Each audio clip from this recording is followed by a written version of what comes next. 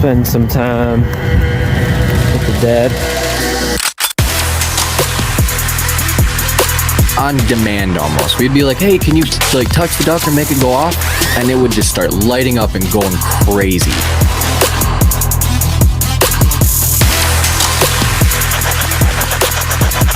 Why should we be afraid of you?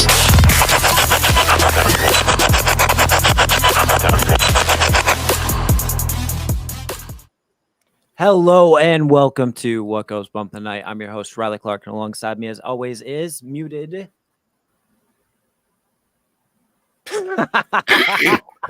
I've done this before, I promise. I'm Trevor. And our special guest, Mike Roberts from Research Paranormal. Yo, damn, look at all the peeps in the chat, man. All my peeps are here. Yeah, we got so many new faces. What's up going on, y'all? Jay. Yep, that's my boy Jay, Maker Millwright. That's Free Heathen. We got Westery One. I'm pretty sure I know who Image 2 Image is, but I don't know if they want me to say who they are, but I'm pretty sure I know who it is. Hell yeah. Mike's down there making me nervous and fucking up already. Oh, I love this already. And Bree, hey, my girlfriend is in the chat. Grave Honor made it. Yay. Hey, look, you guys know about Yokai Watch, right? Yeah. You ever catch ghosts? I catch the yokai. And my girlfriend gave me this shirt, so that's what's up. Works so good. It falls right into the niche that we need it to. How can you ghost hunt if you don't hunt yokais? Exactly. No idea. Yeah, I knew it was Scotty. Because rats, they caught me. So, enough beating around the bush. We're here to talk about ghost stuff. So, I like to always start out. I know Riley does too, but we always like to start, like, where are you from? Where did you get your start in the paranormal field? Yeah, we'll start with the elementary school questions. Let's go. Ask him, though. I mean, don't let me make it up. Oh, you didn't hear me? Oh yeah, like a little bit. Where am I from? I'm Yeah, from my mom. For you. I came from my mom. Starting early. Okay, where'd you? How far back do you want me to go? Paranormal starts. Let's do that. All right. Yeah. So, I mean, from North Carolina. Twist your shirt like a helicopter. And I basically got, so kind of like what I was telling you earlier, I got a general interest in the paranormal back when I was about 8 years old, completely by accident.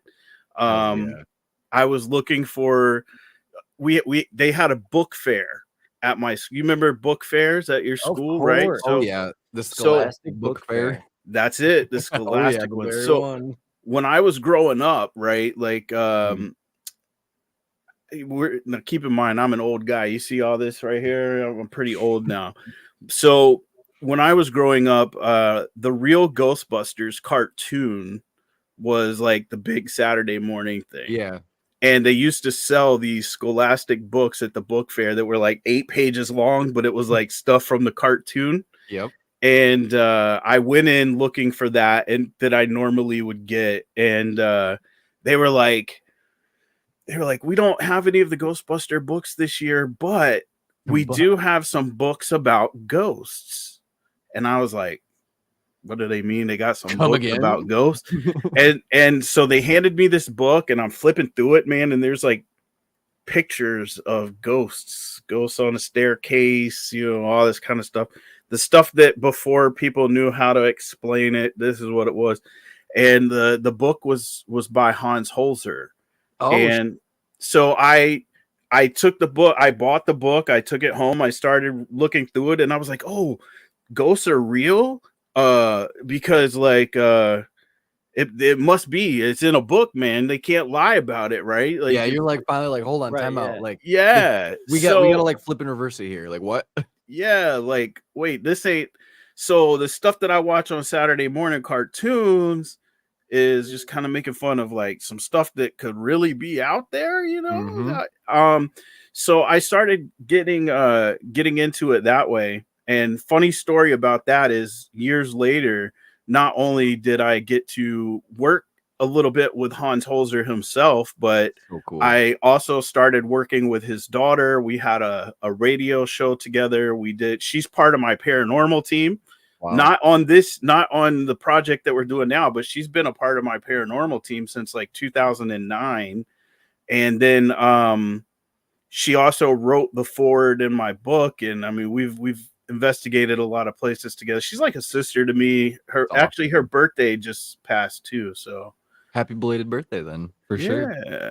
That's so cool though. Like it's wild that like like the circle is like at one point it's like huge, right? And yeah, I don't know if like I'll run into the right people. Maybe eventually I will, and then it'll lead me into the places I need to be able to get to that I want to get to. And then all of a sudden it's like, oh, I connected with this person, now this person, and then all of a sudden it's like, oh, we're ever intertwined. It's like me and Riley's case, where it's like neither of us ever expected to become paranormal investigators or best friends, but here we are today. Yeah, both of them. Well, yeah, we're doing both.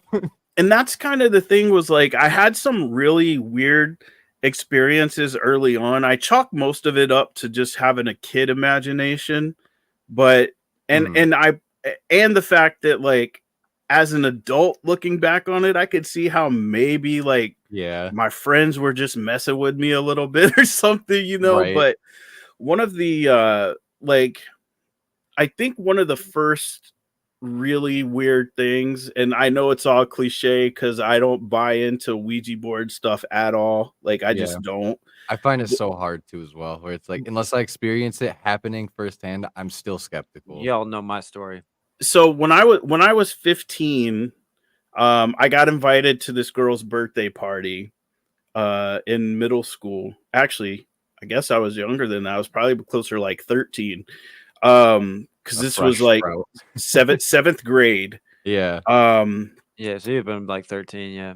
Yeah. So I went to this girl's birthday party, and it was such a nice day, right? It was a nice day outside. She had a trampoline in the backyard. Everybody's like back there, like bouncing around, being idiots. We're playing White Zombie loud on the speakers. We're just getting nuts back there. We go inside, and then they're all like, she starts talking about how like she had this Ouija board and she's been using it and talking to a ghost that lives in her attic named Ursula, of all things. And this was way before Little Mermaid. So, you know, but yeah, she said Ursula. And so they were doing a Ouija board, and I mean, you're talking a bunch of girls and some dudes, and everybody's just kind of like, and the lights are off or whatever. High energy already. But here's the weird thing. So they decided after that, you know, what else do you do at like kids' birthday parties when, you know, it's kind of unsupervised, right? They're like, let's play Bloody Mary. Yes. So, oh my God, yes. So that's what we did, right? And at first, like, all of the guys went into the bathroom, did the Bloody Mary thing, came out, nothing happened. Obviously, I'm still here. I might have a little scratch from where she caught me through the mirror or something. Who knows? But anyway, then when all the girls went in, we decided we were going to play a trick on them, right? Of course. Have to. So they went in and did that. And when they did, we grabbed hold of the doorknob, you know, and we're pulling it like this so that when they shut the light off, they wouldn't be able to open the door. And here's what's weird. I just told you how nice the weather was. Yeah. So we're holding the door shut. They do the Bloody Mary thing. As soon as they hit the lights, dude, thunderclap, bam, right? Lights went out permanently. We let go of the doorknob because they're screaming, right? And we're like, oh, that's not us. They're trying to get out, door's still jammed. And then a storm comes up so hard out of nowhere that they made us all call our parents to come get us, which is even weirder because who makes your parents drive in that kind of shitty weather, you know? But like, it was a really, really bad storm that came out of nowhere, and it was a beautiful day. But then again, I live in North Carolina, and the weather changes about every 5 minutes. Yeah, Michigan do that too. But back then, and because of what we were doing and the timing of it, it seemed like something crazy. I can see So that 100%, dude. That all those things lining up together is enough to just be like, yeah, that's a giant nope. and then when I was 17, I used to have this big garage. It was like a big one of those like tin roof garage things in my backyard. And it had a pool table in it. And me and my buddy from high school, we were in there, and we actually set up a Ouija board and lit candles, and we had it all shut and dark in there. It was in the middle of the day, and I say it was the middle of the day. It was probably closer to evening, and the we started messing with the Ouija board, and he's doing the thing where he's like, "I'm not moving it, man. I swear to God." But I could tell, you know what I'm saying? Like I could where you tell can he like was. see like the flex of the knuckle a little bit, or like just something gets Well, off. like, so he's got his hands up there, and it's not necessarily his fingers that were pushing, but Hmm. every time before it would move, I would see his elbow move forward before Yeah. anything else moved. So I knew he Mhm. was kind of messing with it. And then I knew, like, he goes, "Oh crap, dude, what's that behind you?" Oh, And so, like, I turn around and look, and I don't think anything of it, but keep in mind, there's this beam of light coming in, kind of like when the sunlight hits a hole yeah. just right, and Yeah, it you get had that like ray. the dust from the floor coming up through the sunlight or the beam. And he starts laughing because he's like, "I was just messing with you, but it looks weird or whatever." Mm. And I'm like, "Yo, wait a second though." Right. Yeah, like hold on. And we go outside and it's dark. There shouldn't have been no sunbeam. Yeah, So what? even though he was trying to trick me, and I looked at it and said, "And that's nothing, dude. That's a sunbeam." It had already gotten dark. We had been in there for hours. So I have no idea where the sunbeam came from. So I always Yeah. said, this is weird. I'm not saying it's a ghost. I'm not saying it's a I demon mean, but because logic says like how the fuck does that work? I mean, I can't explain that because it wasn't a street light. It wasn't date. It was just weird. Yeah, But I can't definitely. say it was a ghost either, because unless a ghost is a beam of light that just sits Right. there and does nothing, I mean, that's all. All I witnessed was a light. That's it. Yeah. So I always like to call that the anomaly. Like it's the unicorn, where it's like it's something that shouldn't be there. he said the anomaly. Yeah, Yeah, he and a don't even know. unicorn. You don't even know what he's talking about either. Yeah, it's an anomaly though. Like So, that's how I the would take name that. of our new TV show is called Anomaly. Because it's fucking I completely didn't even put anything together there at all. But it's like to me, like every time like somebody asks me, like what do you think this is? I can't 1,000,000% with like that without a doubt tell you like, yeah, like that's a spirit, that's an entity, that's a demon, that's a this or Unicorn. that. It's a Yeah. unicorn or an anomaly. Like those are the easiest ones for me to at least spit So out. oh god, that's my girlfriend, by the way, I love and it. she has this thing where whenever she gives me like gifts for my birthday or Christmas or whatever, I open them up and I get bombarded with glitter and fucking unicorn Just boom. stickers, and she tortures me with stuff. She'll buy like unicorn macaroni and cheese, unicorn. Dude, I would get up and get it, but I don't feel There's like it. probably But just a whole fucking plethora where she it's like, sent unicorn stuffed animals to my house. Like it's just I love so this. anomaly and unicorns, and that's why she said it fits even better. So You good. got They go us in together. one sentence. You got us down pat. That's so funny. I love that so much. Because it's funny though, like having that type of experience was exactly what my first initial experience in the paranormal field was like. Where Yeah. I had thought about it and didn't do any research, would watch the shows, was like, this is cool. Like I dig it, like maybe. I don't really know. And then my friends were all really mean to me back in the day. So they tied me to a chair in the back of one of my friend's electrical closets in his parents' house that they said was haunted, and they had a bunch of weird occurrences before that of doors opening on their own, shadows in the night that shouldn't have been there, the moving, and they had all said this to us, and we were just like, whatever, like play it off. We're all like teenagers as well. Well, I'm sitting in the back of the electrical closet with this camcorder on my lap, and it's plugged into the wall, mind you. So Mhm. has constant power shouldn't turn off. It turns off. So I was like, I don't know how the fuck that happened. I'm tied to a chair, mind you. Like, like there's no going anywhere. So I yell at everybody to come back in. Well, all of them were idiots, and they decided they were going to make this Connect Blocks Oracle. And then with Lord. crayon, draw a Ouija board on a piece of paper. And they were, trying to do it, and they were being idiots about it. Well, I'm sitting in the back of the closet still tied to the chair, and the camcorder's facing my face with my buddy. He has it in his hand. He's recording me. And it's like, I'm laughing, giggling with them. Everything's fine. I don't even think about ghosts at this point.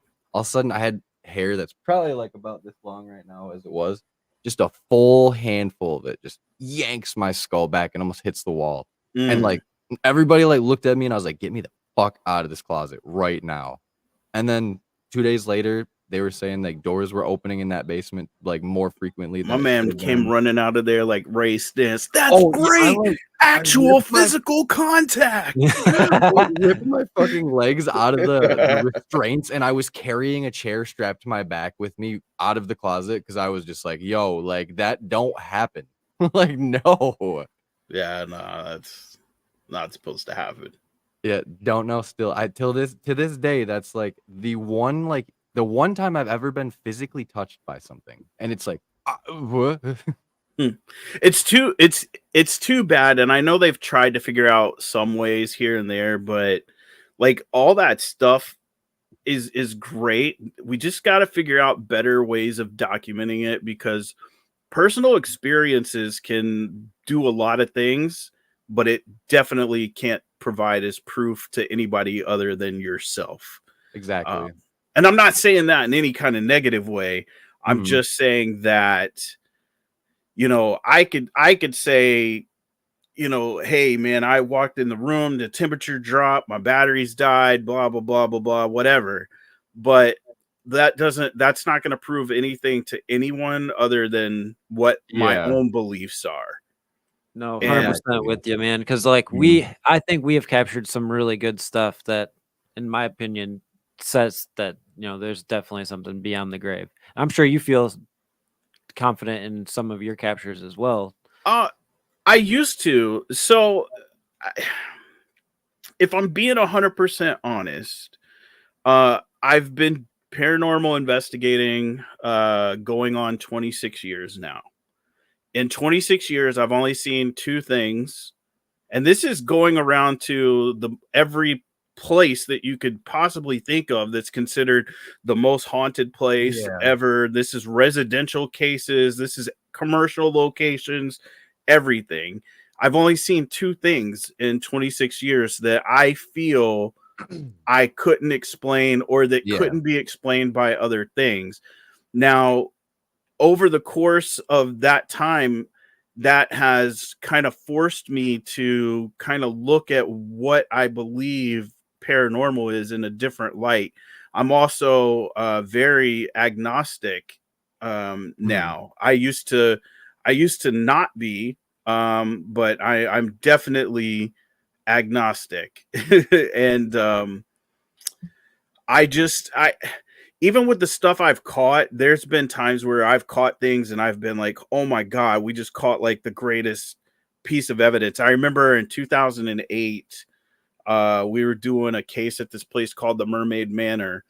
And on our DVR system, we caught what looked like a full woman form at the bottom of the stairs. I mean, you saw a dress, you saw everything, and she even turns and goes around the corner. We thought, holy crap, because that's what it looked like. Right. Yeah. And so when that and we saw that live. So when that investigation was over, excuse me, we took that hard drive, we put it in a Faraday case to keep it from possibly getting erased. Is the grail right now. Yeah. And then, yes, this is the one in the book. So we wanted to do everything we could to protect that hard drive, to keep it possible damage or anything like that. Yo, Royal Nomi's here. All right. Anyway, we got back, we looked at it, man, and I was like, there's just something about it. Like, it's too good Right. Yeah. It's too good. It just, there has to be something. So what I thought was this holy grail capture, what I did was I drew a map out of the place. I looked at everybody's footage, dude. Everybody had a camera. So, and this was like digital 8, high 8, mini DV camera time, Yeah. you know? And so I was able to track where everybody was in the building, and I made everybody walk the path that they walked, a minute prior. And so, what ended up happening was I took a walkie-talkie. We had one of the investigators upstairs, and I literally, from what I wrote down, I called it out over the walkie-talkie.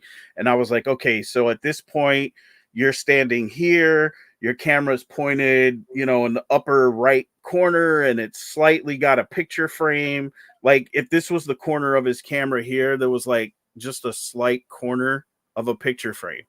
Dude, it was a 1 in a million shot. But that little bit of glass on that picture frame reflected his IR light that bounced off of a shiny wall, like a latex wall, up onto a ceiling that had been gloss varnished, and then down through a tiny pinhole in the staircase. And when it came down through the staircase, it made kind of a cone shape like this. And then the railing of the staircase is what made it look like she had legs, because it cut right in between. Yeah. So Yeah, instead no, of it being a straight, it looked like this instead of this. And so I was like, oh, well, there goes our holy grail, right? Now, we could have done one of two things. I could have not said anything. We could have taken that. We could have ran to the internet, uploaded it. This was before the cool. This was before the cool thumbnails where you go, demon. So the the night we almost died. I almost quit YouTube. Yeah. So but we could have threw it up there, and everybody would have said the same thing. They would have said, "Oh man, what a great capture!" Yeah, and it would have been wrong. It would have been false. Exactly. And we actually did a little more digging. We actually had to do that again here on the show, because during a couple of the episodes we had a similar situation, and I had to go through that same process. I don't know if you can pull. Can you guys play videos during this? If you want to put that trailer on real quick, the one that says the Anomaly official trailer, and just watch the extended one. Yeah. Because the first few seconds, if we had stopped it right there and just uploaded that, there'd be people claiming that we caught a female apparition right now. But you know what? I was able to debunk it. So if you want to play that trailer, just like that. Yeah, here you go. It looks like the full-bodied apparition of a woman just appears and takes a step down off the platform. Oh shit. It did. There's got to be some kind of reason for this, so I need to match up all the timestamps and see exactly what I'm looking at here.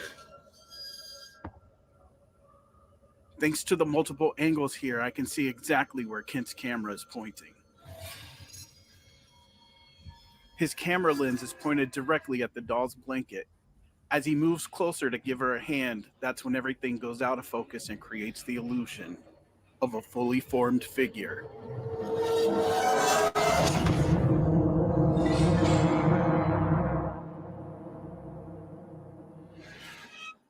My name is Mike Roberts. Now you can stop it there. You can let it play. I just wanted you to see that we deleted, that we were able to go in and debunk that. So, and that's good work too, because that's a hard debunk. Like if you don't do your diligence there, there's no way.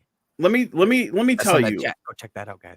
When I first saw it, when I sat down and we sat down to do the edit for that episode, I swore that I didn't really even think anything of it at first, because I was like, we have a girl on our team who's she has like kind of skinny arms and stuff, and yeah. So I was like, I think that's Susan.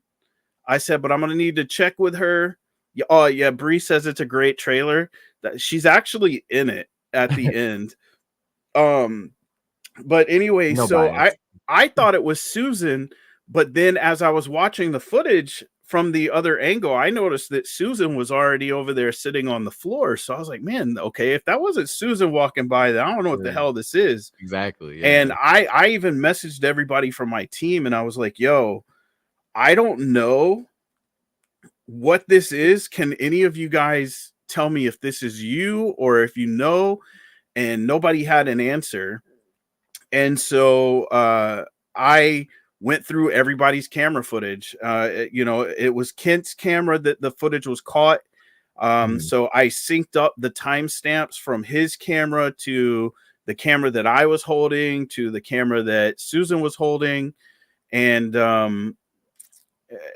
I was able to line it up and I said, okay, well, definitely there was no room for anything to walk by in that little space. So it's not an apparition, you know.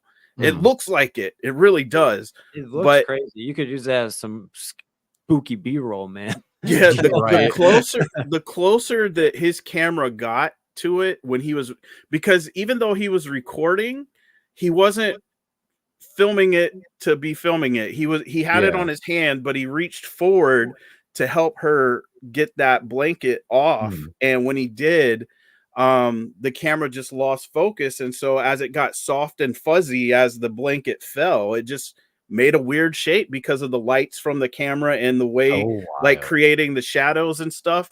But watching it, I was like, oh my God. This is But mind-breaking. crazy thought here. But what if the illusion is actually what it was? So She would be this tall. Yeah. So, who's to say that a spirit can't be that tall? I'm not saying, I'm just saying, I mean, the likelihood spirit, of a the fairy spirit would be that tall. I do love Maze's question though. Yeah. So what do I define as paranormal? What are the parameters? My definition of the paranormal is pretty extreme. Most people don't like my viewpoint, but I'm at the viewpoint of ghosts don't exist. They have not been scientifically proven, and may probably never will. But at the same time, I do think that there are strange things that happen all the time that can't be explained. I think that, but I do think that it's being misidentified because I actually talked about this on a test stream I did earlier. I'll just give you an example. Pretend you can't see my hand, but you can see this pen, right? So if this pen just started floating around and was floating through the air like this and went off camera or stayed here and just stayed floating and turning and twisting, is that supposed to happen? No, not at all. but did we just see it happen? Yes.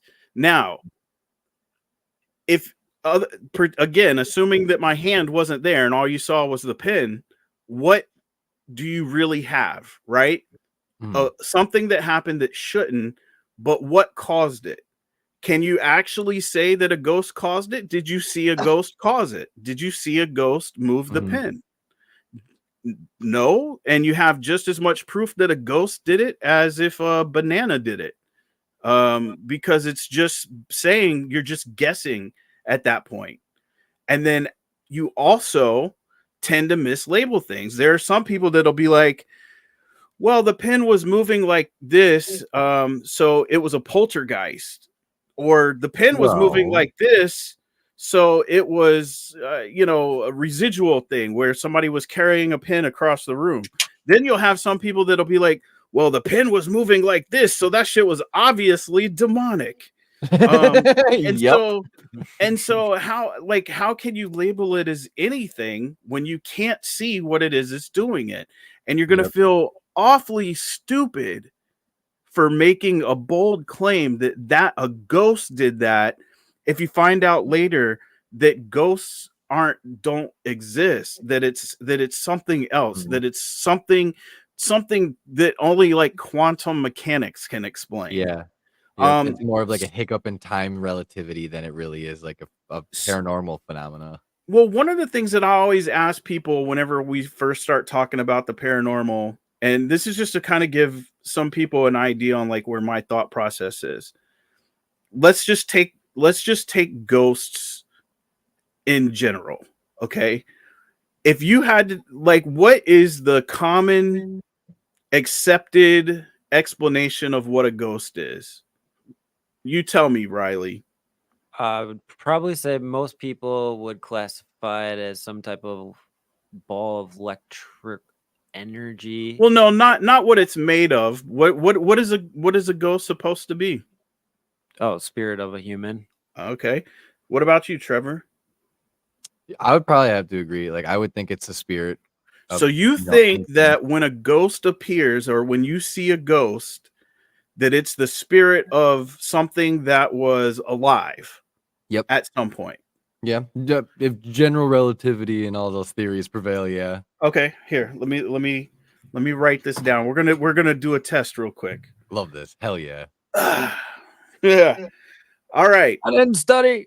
No, it's okay. It's not that hard. All right. Now, if the ghost is supposed to be the spirit of a living thing. Yep. Okay. Or person or whatever. Dog, cat, whatever. Yeah, no limitations. I'm just Right, some yeah, I type don't of think life there's- form. Okay. All right. Now that you've said that, what are some of the most common, sometimes they turn into just urban legends, but what are some of the most common kinds of ghosts that you hear about seeing? Like physical apparitions? Like Lady in White. Yes, yes. Okay. Lady in White, Goat Man, Goat Man. Civil War soldier. Civil War soldier. Yeah, it's Victorian like era. Man with a tall hat. Yeah, Hat Man. Yeah, Cowboy era stuff. Victorian, right? So I'm gonna ask you the most simple question, and then you tell me if a ghost is the spirit of something that is living. When were the clothes alive to have a spirit to appear? When were the clothes alive? How would you see the clothes when they were never alive, so they would technically have no spirit? Good point. Any thoughts? Well, my thought would be that it would be the interpretation of the spirit of their appearance. Okay, then why would they come back as themselves? Would you?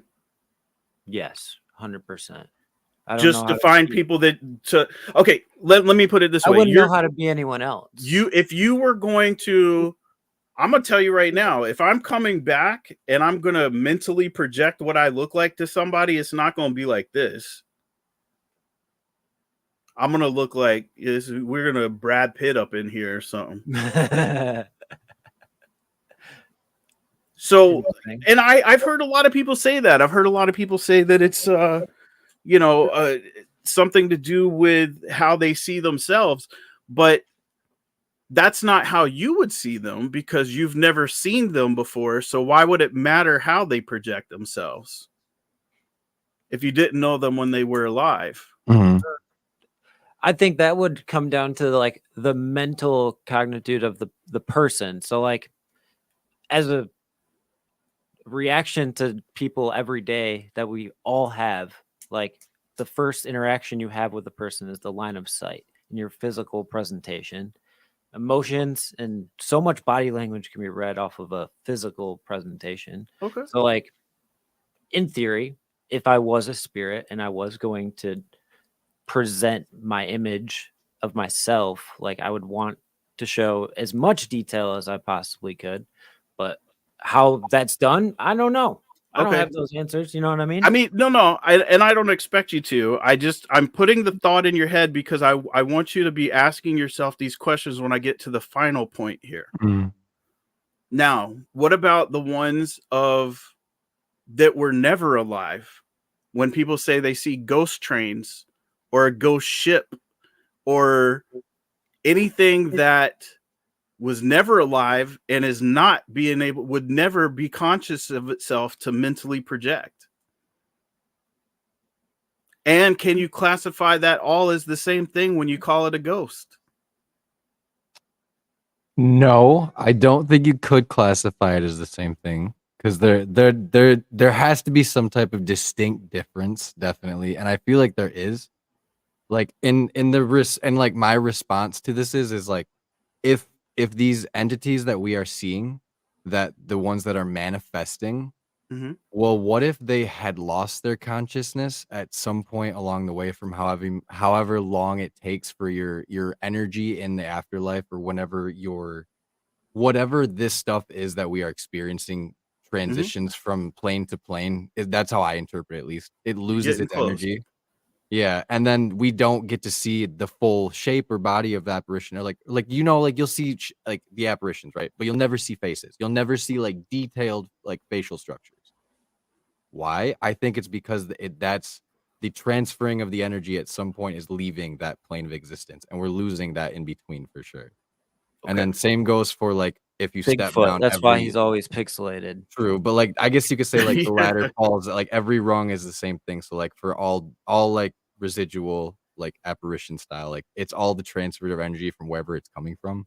And then Mm, however it is manifesting, it has to have some type of source energy that it's coming from, and it has to like mimic that. That's at least my interpretation.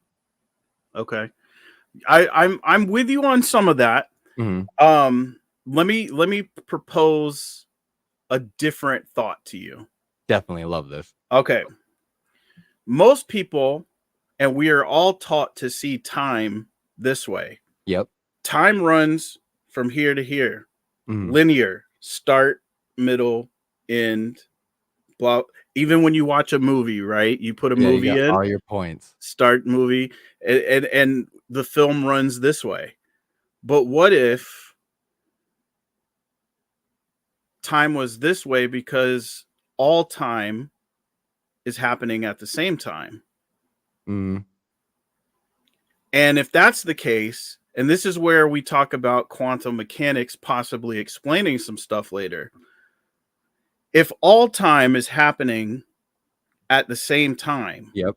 then you're going to hit areas where there may be types of different things that are bleed through. Now, Yep. this would explain inanimate objects that Uh-huh. should not be ghosts. Yeah, You know, poltergeist activity too. yep. And poltergeist activity, rather than saying, "Oh, it's a noisy ghost or an angry Mhm. ghost," you might find out that um, that may be where the spot is where another object was on a different time Yeah. that started crossing over for a bleed over for a second, right? Mhm. Now, we know that physics says two things can't exist in the same place at the same time. Where I'm holding this pin, nothing can exist where this pin is other than this pin, But right? if we also took this paper and we said that the paper is now the pen and we start folding it, right? Mm-hmm. And then we get the paper sheet theory where you take that pen and you poke a hole through it. What if Right. that's the bleed through we're seeing? Now Right. all that time is now touching. Now, Always. not just that, but if that paper actually bled into the timeline and it was you had folded that here in this spot where I'm sitting and it Mhm. bled into this timeline and hit exactly where this pin is, And it's gone. it'll fly, you Yep. know, Mhm. because they can't exist. So think about that. What happens in a poltergeist situation? Plates Yep. go flying, glasses go flying, drawers move, things like that. So Yeah. that could be something trying to displace. Yeah. Or like Um, two objects can't occupy the same spot at the same time.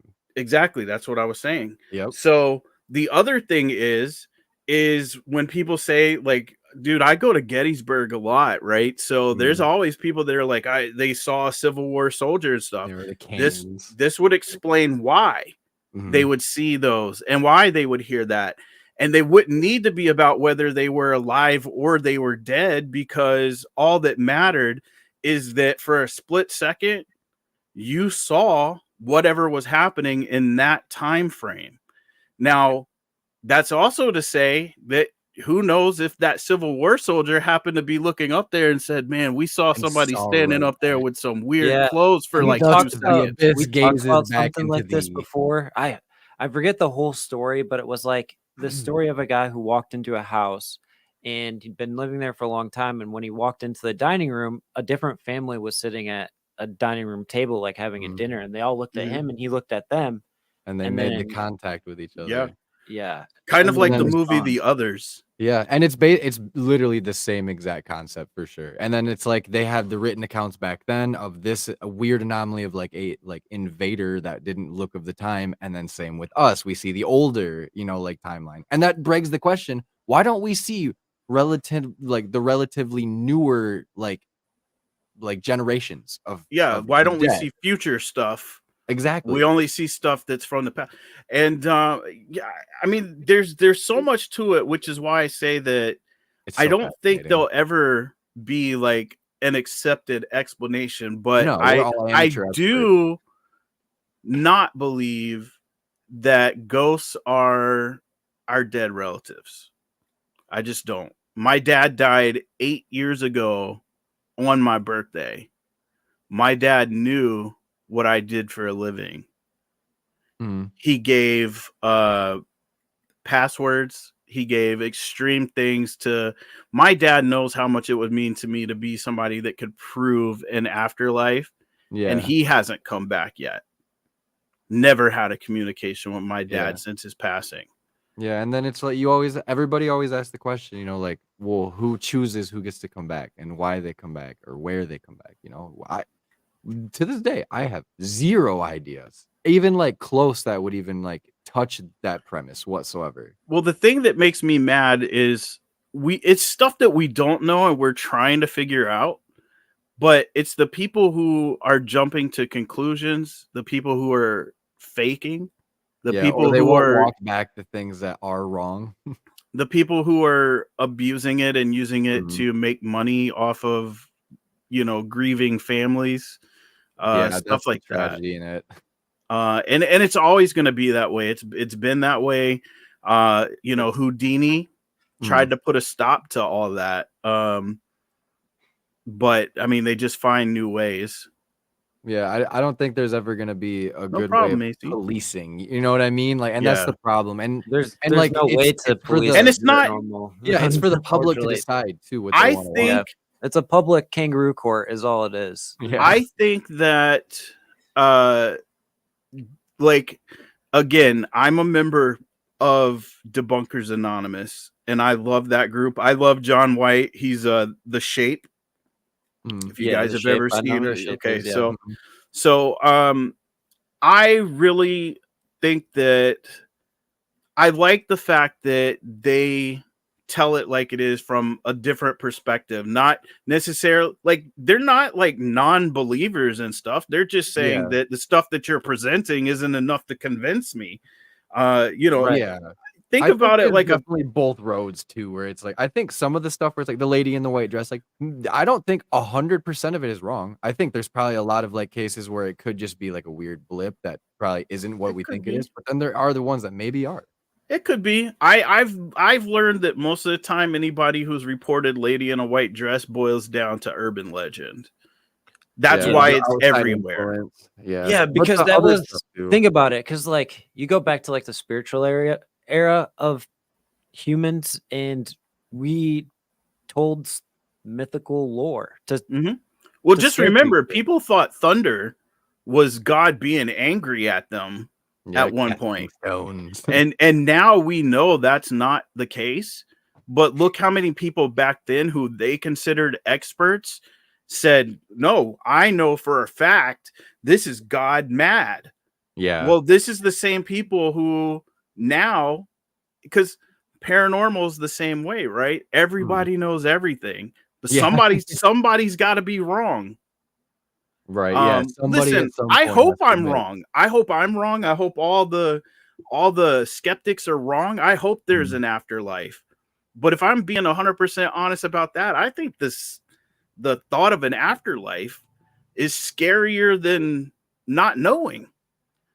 And I'll explain that because think about this right now. Here's two things I'm going to bring up about that. Before you were born, you didn't exist, right? Yep. But you're not aware that you didn't exist. You Exactly. are Yeah, there's right no now, way like to. you weren't born yet, but while you weren't born, you weren't sitting around as specks of dust wondering about when you were going to finally combine to become whatever person you are. Mm, And it's going to be the same after death, man.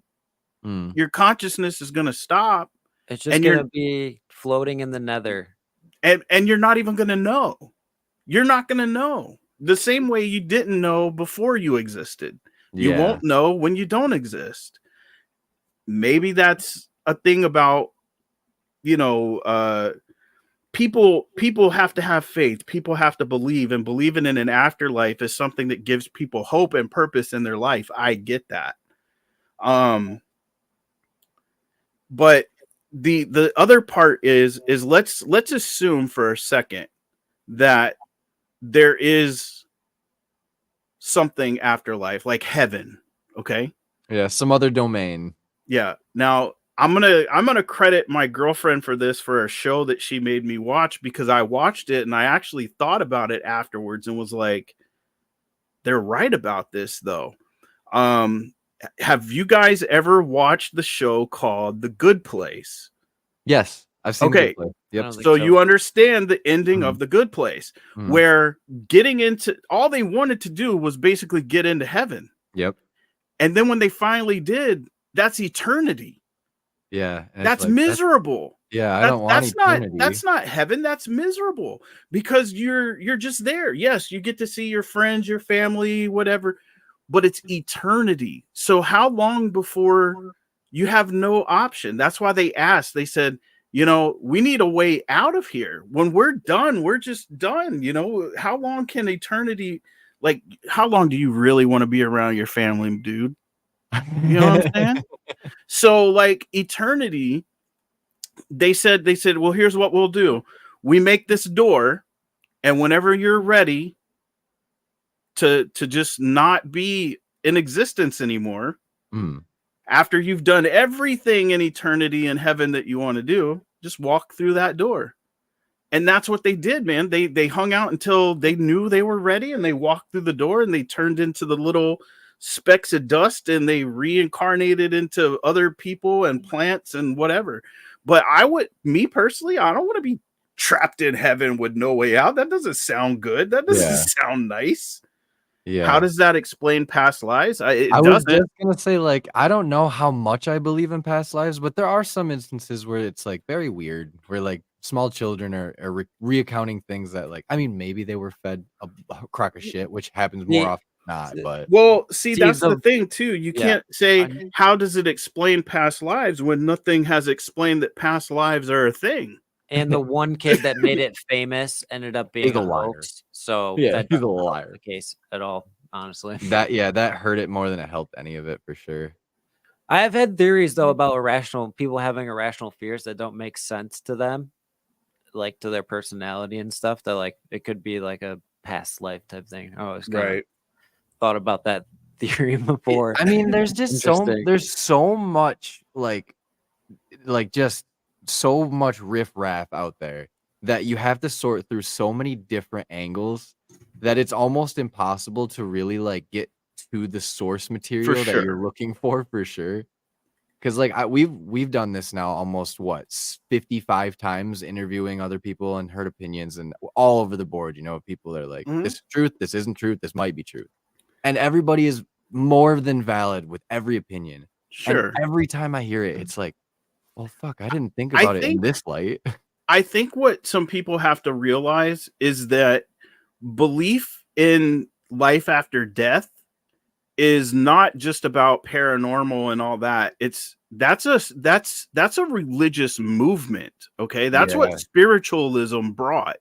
So definitely. so if you're believing in life after death and stuff being involved with the paranormal, you are technically involving yourself in spiritualism.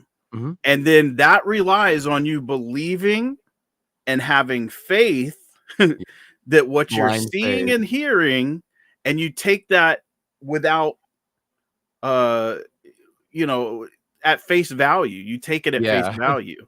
You're not supposed to question, but I think that when it comes down to it, um, a lot, even a lot of the things that we do as paranormal investigators are all based in stuff that was created. Like what's one of the first things people say when they go into a place? Can you knock or give me some kind of sign of your presence? What's your name? Can you tap on something? Do you understand that asking for knocks and taps was the whole thing with the Fox sisters? That's the only reason people ever asked for them, because that's how they said when they started the spiritualist movement. That's how they said spirits communicated. So just all through the years, we've always asked for knocks and bangs. Yeah. But the problem with that is the same thing that we have with, say, like orbs, right? Orbs and dust and bugs. If you could prove that, no picture and no video is ever going to prove that an orb is anything other than dust or bug. Doesn't matter. Even if it is a legit orb, you have no way of testing it to Just see what an type anomaly. of you have no way of testing it to see what type of material it's made from, what kind of electric makeup it has, what kind of chemical it has. So it'll never be proven by pictures or photos. So the easiest thing to do is just ignore it and throw it out, because more than likely it's a bug or dust. Now, the same thing, I feel like as investigators, we need to do away with knocking and banging. And I'll tell you why. Because it's too easy and common, and it's too easily confused with other noises. And if you're asking for a sign of something, you got to do something that's a sign. That's not a sign. And that any knock or bang can happen at any time. I sit alone in my house at night and I hear shit fall on my roof. You know what I'm saying? If I'd have been asking a question at that time, I would think that my place was haunted and something was responding, right? So chances are never zero. Just like we were never able to prove the stuff with the orbs and the dust, and everybody's just kind of gotten past it and discarded it. We need to do the same thing with knocks and bangs. It's too easy to be confused with a common noise that's already heard. Like literally, if I ask you to give me a sign of your presence, I want it to be blue hellfire coming out the wall kind of sign of your presence, not knocking. This isn't proving anything to me. Even if you're a ghost and you're doing this, it's not proving anything to me. And I'm sorry, but if you waited hundreds of years to make contact with the first person that talked to you, and all you're willing to do is a knock, that's not a sign. We have had this conversation so many times that, like, for me, like, the only thing that could theoretically prove the existence of ghosts would to be somehow to calculate, like, if it is what most people consider it to be, the consensus would say that it's some type of electric energy mass, right? That's most people would probably say that, right? A lot of EMF people do feel detectors, that like, way. So let's just go with that theory being the most in this aspect. Well, if there is a spirit, then it has electric energy, then there must be some type of mass behind it. So we would have to figure out how to calculate the mass of the energy field, and then we would be able to basically try to break down, like, the physical elements of the mass. So yes and no, because you have to remember, you're not measuring with EMF detectors, you're not measuring the energy that's being given off by a spirit. You're measuring the energy that's being transferred to the atmosphere through manifestation or something like similar to that. It's not necessarily their energy, it's the energy that, so like when you strike a match, right? The energy, the heat, and the friction is what lights the match. But it doesn't mean that the match itself, if you tried to measure the match is not going to give off a reading. If you try to measure the match book, it's not going to give off a reading. But the striking of the match is that heat and that friction would give off the tiny slightest reading. because that's what the energy is. It's not from the actual match itself, it's from the motion. So when you're measuring EMF, you have to remember that well, first of all, there's just a lot of flaws with EMF theory in the first place, because I mean, unless you're going to send out a weather team and document every time there's lightning strikes up to 10 miles away, which most modern EMF detectors can pick that up. Yeah. Your EMF is going to be what's the word? Circumstantial at best. Yeah, that's why I'm saying that, like, there has to be some type of measurement of mass to prove it, because then if it has mass, then it can be physical. Yeah, like if you can catch the instance of the anomaly where it's like that even spark gas and then has get the mass to it. You know what I mean? Like, it's Sure. not completely mass. Like, nothing exists without mass. Otherwise, gravity couldn't affect it. Sure. So, like, if spirits do exist and they are a physical form, then there has to be some sort of or a chemical change too, you know, like the in the chemical atmosphere. change is what would have to happen. Yeah, I would think so. I would be more willing to lean towards spirits being some form of chemical / gas than actual mass.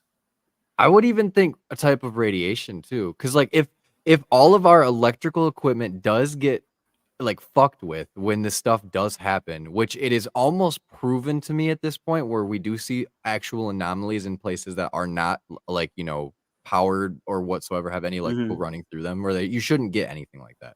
And we do get hard spikes where it's like atmosphere pressure. Yes, there are pockets where you will run into instances of that, but those anomalies really should only range from like the 1 milligauss to like the 3 milligauss range at its highest, really. But then when you're seeing like the 20s or higher, that's a little bit more like wild to me, because then you start thinking, well, what is this instance? Because what does radiation do when you fly over it with helicopters and shit? You know, like Chernobyl was really good.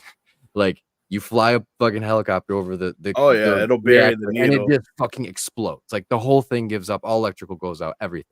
So then I start to think, you know, well, if we can't realistically understand like the nature of what this manifestation is, and maybe it is some type of energy source that we just don't have the means of fucking getting our hands into or knowing. So I don't know. It's like one of those like vegetable soups in my brain that just sloshes around. and that's why we love it. Yeah, straight up.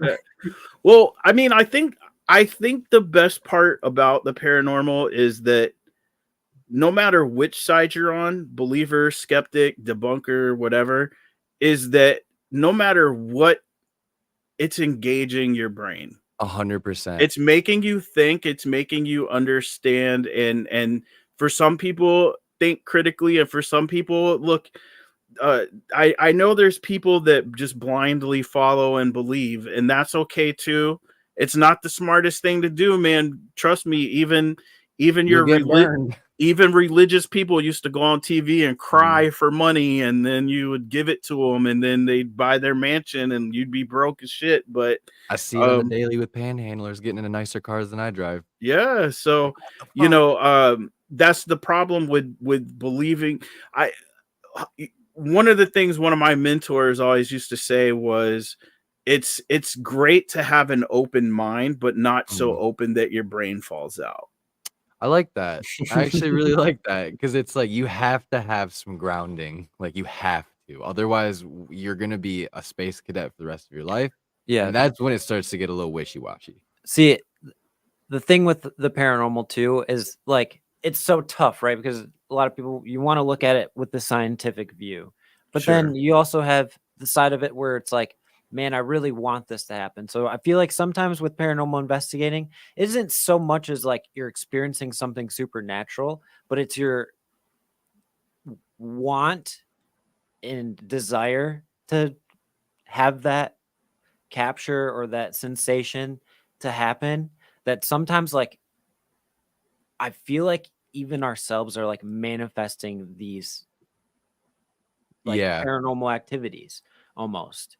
Like I don't know. I've been having this like thought as of recently. It's like when I watch a lot of like investigations and stuff, it's like almost to where it just feels like it isn't as natural as it feels like in my mind that it should be when these types of things happen, even when they happen when we're filming them. It's like, that's strange, and I really don't know how to explain it, but I also Or don't how know to how I feel. feel about Yeah. it being as Right, paranormal right. as I want it to be, if that makes sense. Hmm. No, I definitely like. We kind of talked about that a little bit before the show started. You know, there's Mhm. definitely some things that, um, even as an agnostic, there are just things that I just can't deny, but I can't explain it either. Yeah. And so I have, at least for those couple of things, I kind of have to have that last little glimmer of hope. Trust me, I wish, man, I really do, for the sake of everybody who's ever lost someone. Right. I wish that they were coming back and communicating with us, man, but I just don't think it's happening. And honestly, I think people are putting a lot of stock into paranormal equipment Yeah. that's misleading, It's and shoddy stuff at best. that's not, letting them create a narrative. Now some people need Mm. that, man. Some people need that narrative of, they already have the story breakdown in their head, they just Yeah. want somebody to confirm it. And when a person want, maybe a blinking light or a phone app that generates random words will help them out or whatever. But they, and keep in mind, those paranormal equipment is also at a hefty cost for stuff that could be built. Trust me, I have 3D printers and all that, and I'm telling you right now, you guys are overpaying hundreds of dollars on Yeah. paranormal The equipment. initial investment in 3D printer is much more worth it than trying to buy the equipment over and over again outright. Most of it you don't even have to buy. I mean, in all honesty, there are other pieces of equipment that you can buy and modify. Let me get this back. You went out of focus there for I'll a say just second. fucking smack it real quick. It's Goddamn there. technology. My camera's haunted. Did you see that piece of dust that just flew by, man? Mm. Zoom in real close. There's a face of a demon in that. I'm So sure there was. so there's stuff that you can buy and modify. Let's take a ghost box, for instance, right?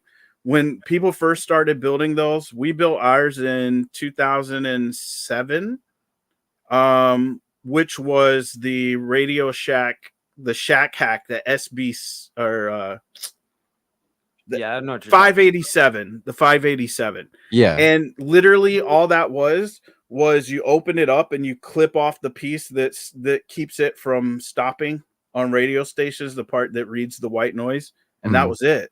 That's all it was. It was a $20 radio that people were clipping that little piece and then turning around and selling them for $200-300. Yeah. Where it's You're like, come actually on, man. buying it with less parts than it came with from the manufacturer. Mhm. But not only that, if you're going to tell me that one little pin was the only thing keeping us from being able to talk to the dead, holy shit, dude, I'm amazed. Yeah, like what gatekeeping is this? Yeah. Like Jesus. You don't think they figured that out before they learned how to do scanning? I mean, Right. you would think they would have heard some shit, right? Yeah. Another thing is these paranormal music boxes, they're just motion detectors with a motor that spin a music box thing. That's it. Mhm. You'd be better off, in fact, on all those things, anything that has motion detection that lights up or plays sound or whatever, you'd be better off just putting a trail camera down, because at least you're going to get a picture and a short video of whatever the hell Good moved. point. Yeah. And it's probably just about the same price, to be honest. If not It's cheaper. way cheaper. Yeah. Those You can music get a boxes are like $400 You get a bucks. And trail cam? Dude, my trail cam does 720p, my trail cam does 10-minute 4K. I clip. bought it for Yeah. 39 bucks. Yeah, mine was Yeah, you can't beat that. like $25 I got it for. Yeah. Yep. I was at a pawn shop earlier and they had like 8 trail cameras up there, $29 a piece. And I almost just was like, yo, how much for all of them? Because I'll use them. Right. But Yeah. I think those should be used more than any of that motion. Anything that detects motion that's not taking a picture or capturing what it's detecting is why. Why would you do it? It's only alerting, which I mean, we can all get alerted to things, which I I mean, agree with that. The Static cat cams are nice. balls. The cat balls. Do you guys use those? Yeah, I like except the for cat ours ball, aren't but we super have sensitive. debunked them many times Yeah. because yeah. we know that if you clap really loud, you can make it go off. If you scream really loud, you can make it go off, and you don't Yep. even have to be standing next to it. Yep. So And they are also, definitely. if you have a thermal camera, put the cat ball on, turn it on, leave it on for a while, film it with your thermal camera, and you'll It does see the where flashlight thing, doesn't it? Where yeah, it heats up, and then the little thing it connects. touches the Yep. diode thingies that it needs to. That makes sense because if All and right, that see that ya. also makes me think too because if it's warm, like a Yep. warm temperature and environment, yeah, then you get the expansion of all of your equipment So stuff. they're really unreliable, but they look great on camera in the dark.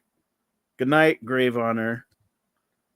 She's not going to bed. Trust me. She's getting ready to get back to playing some farming shit on her Nintendo Switch. Trust me. Stardew Valley. Yeah, probably I knew Stardew it. Valley or some Harvest Moon or something.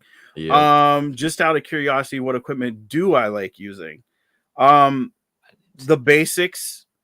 The basics. EVPs. I use high quality audio recorders, no DR60 bullshit. No, it's bold. I don't like them either. Honestly, I mean, it's dude. It sounds overpriced. Let me tell you something. I'm gonna show you guys something real quick. I have a Wise camera outside, right? It makes the same. It records the audio at the same bit rate that a DR60 does, so it always sounds like somebody's Yes, talking. that's Let me show you. I just want to prove this. Look, this is my Wise cam of my front yard. I'm turning the sound on right now, and there's nobody on my front porch, but I want you to tell me that it doesn't sound like there's talking out there all the time.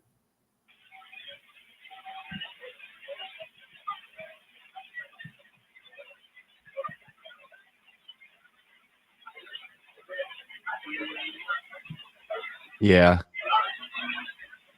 There's nobody on my porch. Yeah, no, and the wind and like all that exterior noise sounds like and that's the same thing that you get from the DR60. So I won't use that. I actually use Zoom. Everything Zoom H1, Zoom H4n, yeah, Zoom. very high quality shit too. I love Zooms. Yo, what's up, Dirk?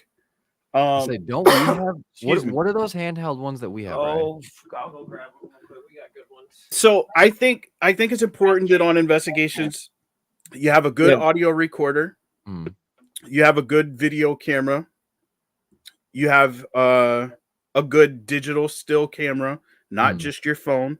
Yeah, DSLR or something is very nice. I mean, even a point and shoot. Yeah, even that. Yeah, you don't have to be that crazy.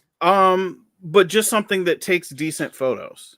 And then I personally like to always have my FLIR camera, and that's not always for like detecting the outlines of hot and cold of that, but it's also, when you're investigating a place, it's important to know where drafts are coming in from. Yeah. And where those handheld ones or the ones you attach to your I have both, but I use the FLIR one on the iPhone. Yeah. Most of the time, just because it's more convenient and I'm not records saying at a higher quality. Yeah, I was just say they're honestly, I looked into getting them for me too, and like dude, they're so cheap. They're very affordable. You can get the one at a really good price. They are cheaper than the Paranormal music box. Yeah, that's the funny part, and it's FLIR. Like, how many teams do you notice on YouTube that do use like fucking FLIR imaging or anything? Or Seek thermal is good too. Yeah. They're even cheaper. And I don't see very much of it online. But I have FLIR, but Seek thermal is pretty decent. But basically, we bring all kinds of equipment, but 99% of it is, again, we're there to document and observe, right? Definitely. And some of that stuff, sure. Is it handy to know, was there an EMF spike around? Sure, but it's not proof of anything by itself. Is it handy to know that the temperature changed? Sure, but again, it's not really proof of anything within itself. But the other stuff, REM pods, they're not proving anything. I don't know what's setting it off. Right. I've set it off with walkie-talkies before. Definitely a thing. I've set it off with just putting it in a part of a room and something downstairs is setting it off. Mm. Do you know An Exploring alarm clock Harley? with bad shielding. Yeah. Huh? You know Exploring Harley? Okay, well, we had him on. He Good was one Canadian of our first friend of guests, ours. actually, almost a year ago. He actually did a live experiment with us where he put his REM pod in the doorway, which was behind him, and he took one of those Phasma balls, with yeah. the, Oh, you know what? I did see that. Yeah. Anyway. and he touched it and he shot the energy across literally across the room, and was getting it to go off. Like, he's like, watch on. Yeah, it was like an on-point laser Yep. beam. It was fucked Yep. up. And there's so much stuff, and I'm not saying that people are always doing it, but there's so much stuff that could be manipulated or can give you false positive because you're misusing it. One piece of equipment that I still see people using that I wish they would just throw in the damn trash is the K2 meter.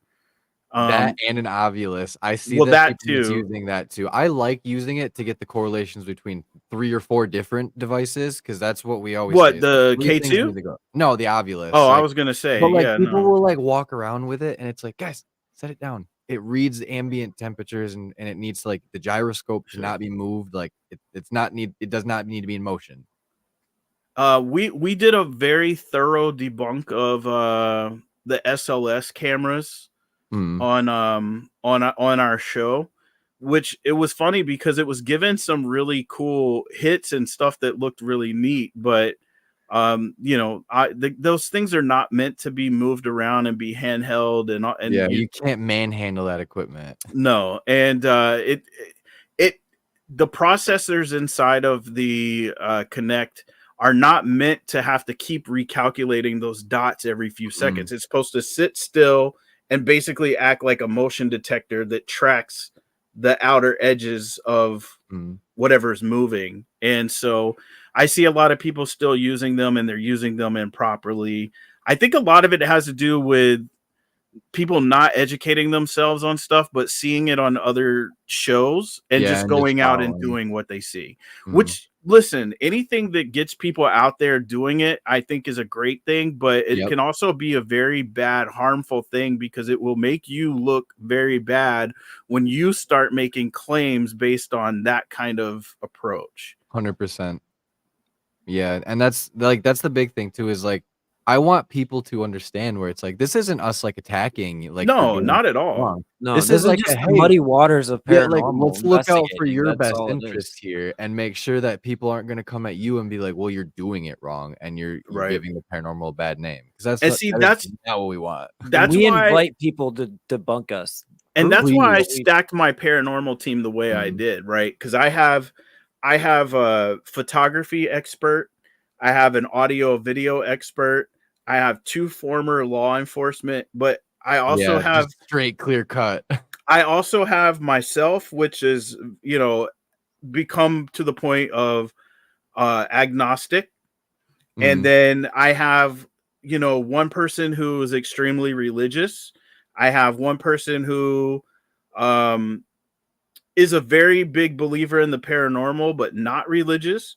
I have another person who is just looking for answers kind of person. So many backgrounds. And I have another one who is basically the complete opposite of everybody and relies only on what they can do with equipment. And the best part about all that is too, though, is that everybody can have their own valid opinions, and nobody is gonna like fucking hate on anybody. That's right. Well, the big thing, I'm not even worried about who's gonna hate on us. Yeah, I'm not even worried about who hates on what.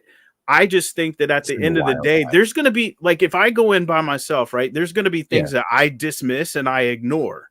Definitely, yeah. Where if Caitlin were to go in there and she's more of a believer, she's going to take the things that I would have ignored. My flag goes up, yours is still here. Right. And so whenever we get together for our discussions and our reviews, then we're able to see the whole picture and not just one person's opinion or one type of person's opinion. And then based off of everything that we collected, we can sit there and say, okay, well, you brought this to me because you thought it was an EVP. I'm not hearing what you're hearing, so let's throw that out because we have to Yeah. all agree on it.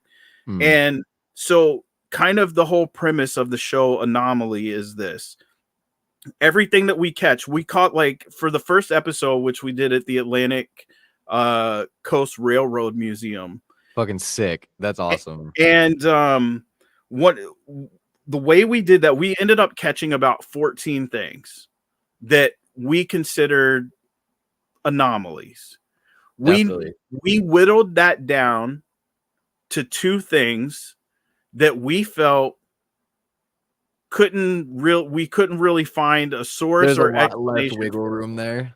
Yeah, and then Yep. we presented it and said, now I gave them a thumb drive that had all of it on here, but I said these are the only 2 that we're actually presenting. The rest of this stuff, I mean, if y'all want to show this to people who come through and say, you know, that noise or this was whatever, fine. But we have 2 things. We have 2 things that we feel are not only hard to explain, but are relevant to the claims that you guys told us in your interview. Yeah. And then when it's over, we say, all right, have a good night.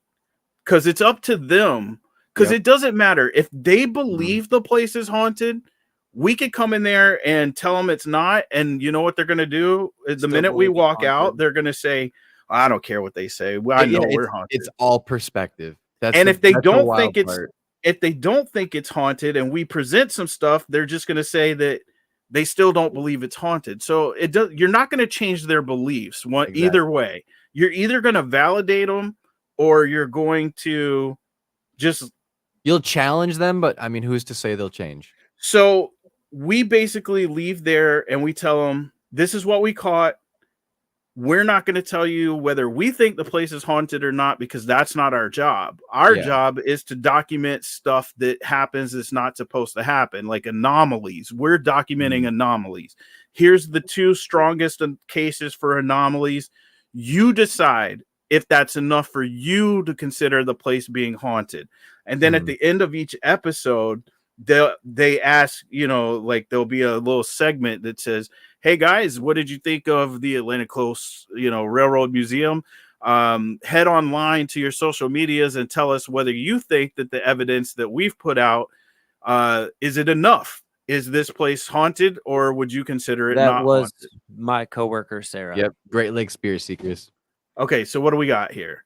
Can't remember which guess. Oh, okay, that's what you were answering. So yeah, that's you know, we kind of, it's not like a Nuke's top 5 thing where it's like, is it real or just an elaborate hoax?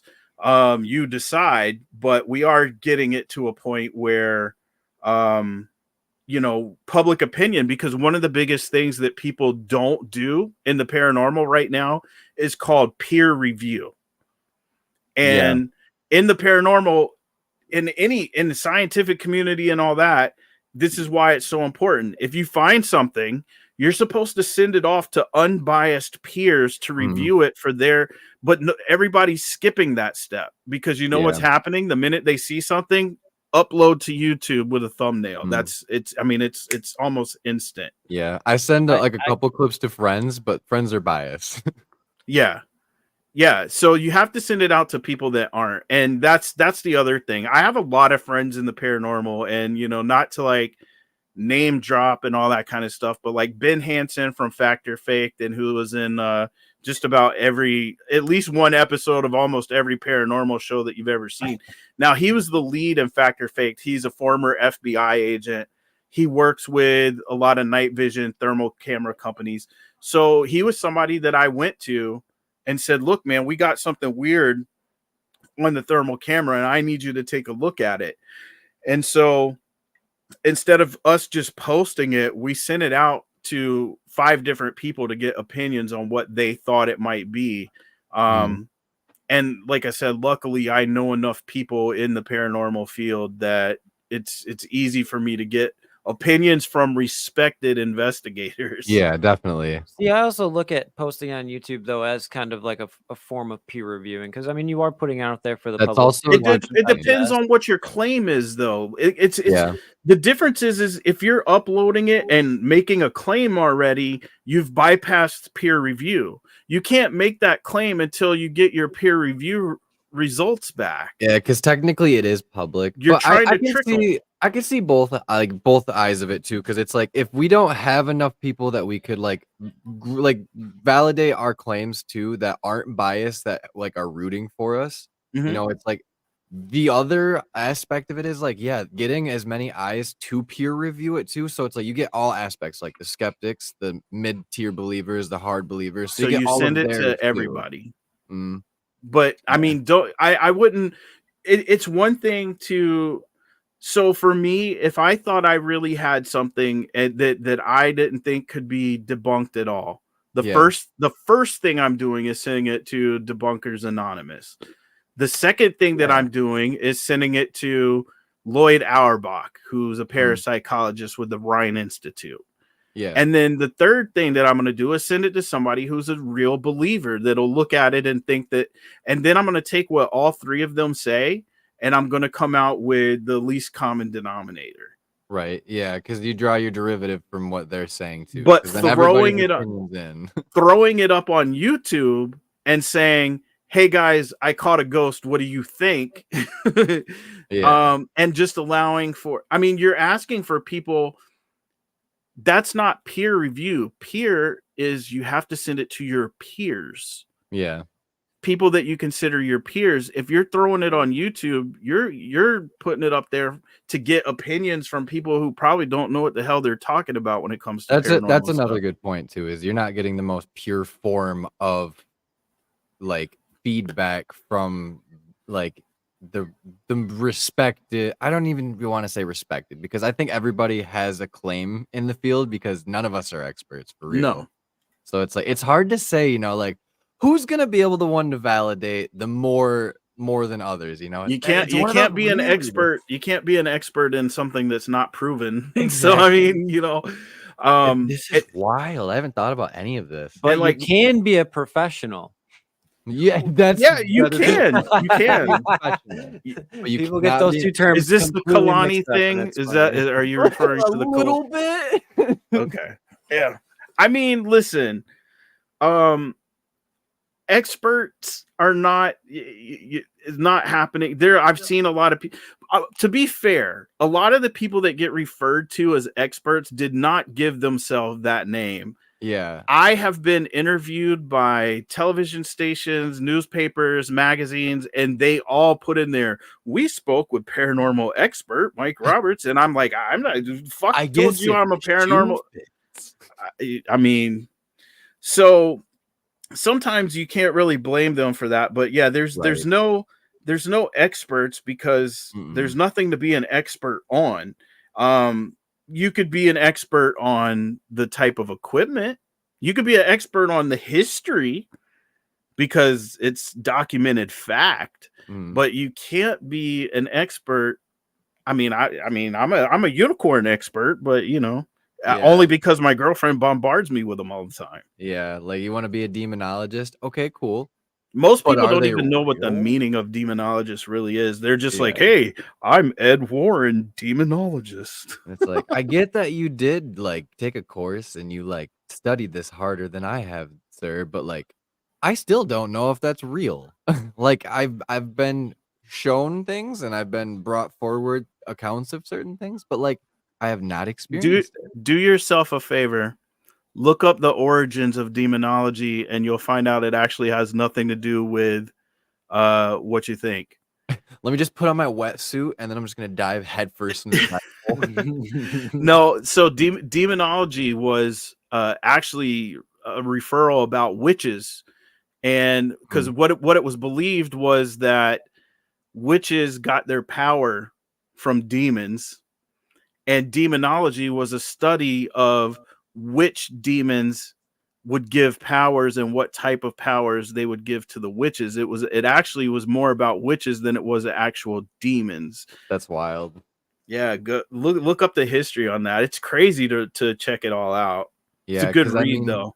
like me and Riley from day one, we both looked at each other and we're like, we're not gonna present evidence that we both don't feel strongly about. Like, if it does make it into a video because it's like a good spot where it keeps the context of like the whole situation that was going on, and somebody points it out, we will say we don't know what that is. We aren't making a claim here.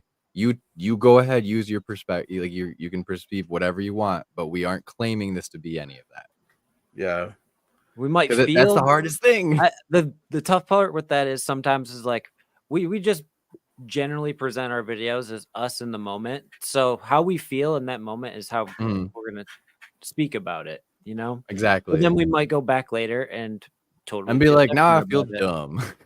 Because there's definitely things that like, oh, is that something you 3D printed? A little ghosty. Nice. It's haunted in here right now, man. I don't. Haunted as What do you fuck. mean? Something I Ghost. 3D printed is something on the screen? It's spooky. Spooky season upon us. Spooky season every season. But yeah, I just I don't know, man. I've been in this too long to keep wasting Mm, my time with theoretical stuff, and it seems like yeah. the rabbit holes get deeper and deeper. And Yeah. And then you don't want to push a narrative that isn't one that you completely yep, support. That's a solid point, Macy. yep, that's exactly what I was getting ready to get to. There's so many people faking that it'd be so hard to take somebody serious when something Yeah. does happen. I feel like that's where everything falls apart, especially for channels like ours, where it's like we're still in like the very adolescent stages where it's like I think we have good presentation of evidence, but I'm putting a movement together to try to separate this stuff so that people understand that not everybody is faking, right? Even the ones yeah. that you think are faking, they're not. It's not that they're like, okay, cool. There's some that are blatantly faking and But there's pulling some that are fishing just line. so broad-headed. The rest of them, though, I believe is a case of just misidentification. I think Agreed. Oh, they're yeah. experiencing things that they're misidentifying, Mhm. and then when they make the claim of that misidentification, it looks like they're faking. Yep. Yep. Um, so Well, but and we all know how people respond to scrutiny too, where I it's think like, that saying "Ooh." faking is puts such a negative connotation on everything that Yep. I would like to start trying to use the term that things are being misidentified, because Yeah. in reality Yeah. that is the Misrepresentation's case. big. Misrepresentation, misidentification. Yeah, and I always say it from day one. I know Riley sentiments this too, where it's like if we do misrepresent something, speak up. We will never, ever like just uncredit somebody's opinion on something. Because if you tell me like, hey, actually that door moved when, and you can see like the fan swing in the Hey, background or something, and that's what it is, and it's like I missed that. Thank you. there's my favorite paranormal app developer right there, Spotted I Ghosts. love Spotted Ghost. This guy, Brilliant. Man. we sometimes don't get along on Twitter. Understandable. But I think that the work that he's doing, everything, look, the other stuff I have no faith in whatsoever. Not that it's bad, I just don't have any faith in it. But he has one project that he's been working on that I do have faith in, because it's where I believe when you were talking about measuring mass earlier, this is where this comes into play, because we're making moves to incorporate LiDAR into paranormal investigating. And Spotted Ghosts is working on some really, really good LiDAR The stuff. cutting edge of that shit. So I think I believe that LiDAR will be the next, like, not gimmicky equipment. I think it will be literally one of the next pieces that you have to take with you. Yeah, it'll be the next staple if you ask me. Like there's nobody else developing equipment outside of Bill Chappell at this point who doesn't develop equipment anymore. And I don't even know how Did I much just roll my eyes? I The know. camera's on, my bad. As funny as it is, but it's like what he did was he started people thinking like, all right, let's get out of the box here and let's start creatively trying to identify ways of doing this.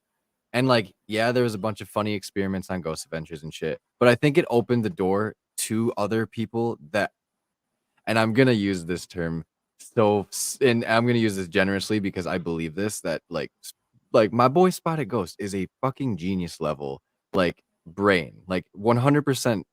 I think he's probably one of the smartest Certified people. genius I brain. also think he's the paranormal anonymous guy, but I'm not I ain't saying 100% sure. I But I'm can't like speculate. 99% sure just based off of the cadence of his voice. So Yeah, but like with all that being said, you know, it's like I don't see enough people that are very in tune with the community like he is. He also is very passionate about figuring out what's going on.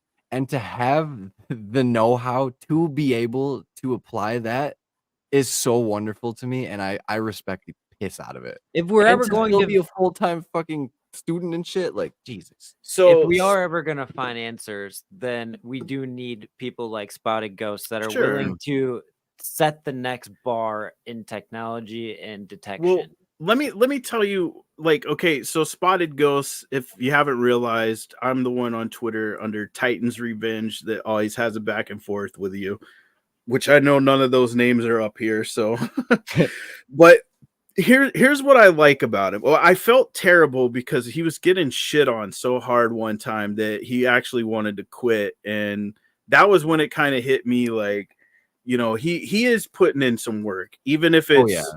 even if it's like redeveloping some of the things that are already there. But the thing is this, right? So putting it all in an app makes it a hell of a lot cheaper than the paranormal equipment, right? I 100%. Yep. agree. I still don't think that a lot of the stuff is valid, but at the same time, I think that his intentions are good. And the one thing that I really, really respect, and he's been trying to put it out there, he's like, hey, listen, if this was in a separate piece of equipment and not on a phone, you guys wouldn't be shitting on it as hard as you are. Hmm. And so that's what he's doing. Now he's putting it he's putting it into 3D printed stuff. he's Cough, putting cough. he's putting it into 3D printed stuff to show, like, you probably I don't know if he's using Unos or maybe like Arduino Unos or maybe even Nanos.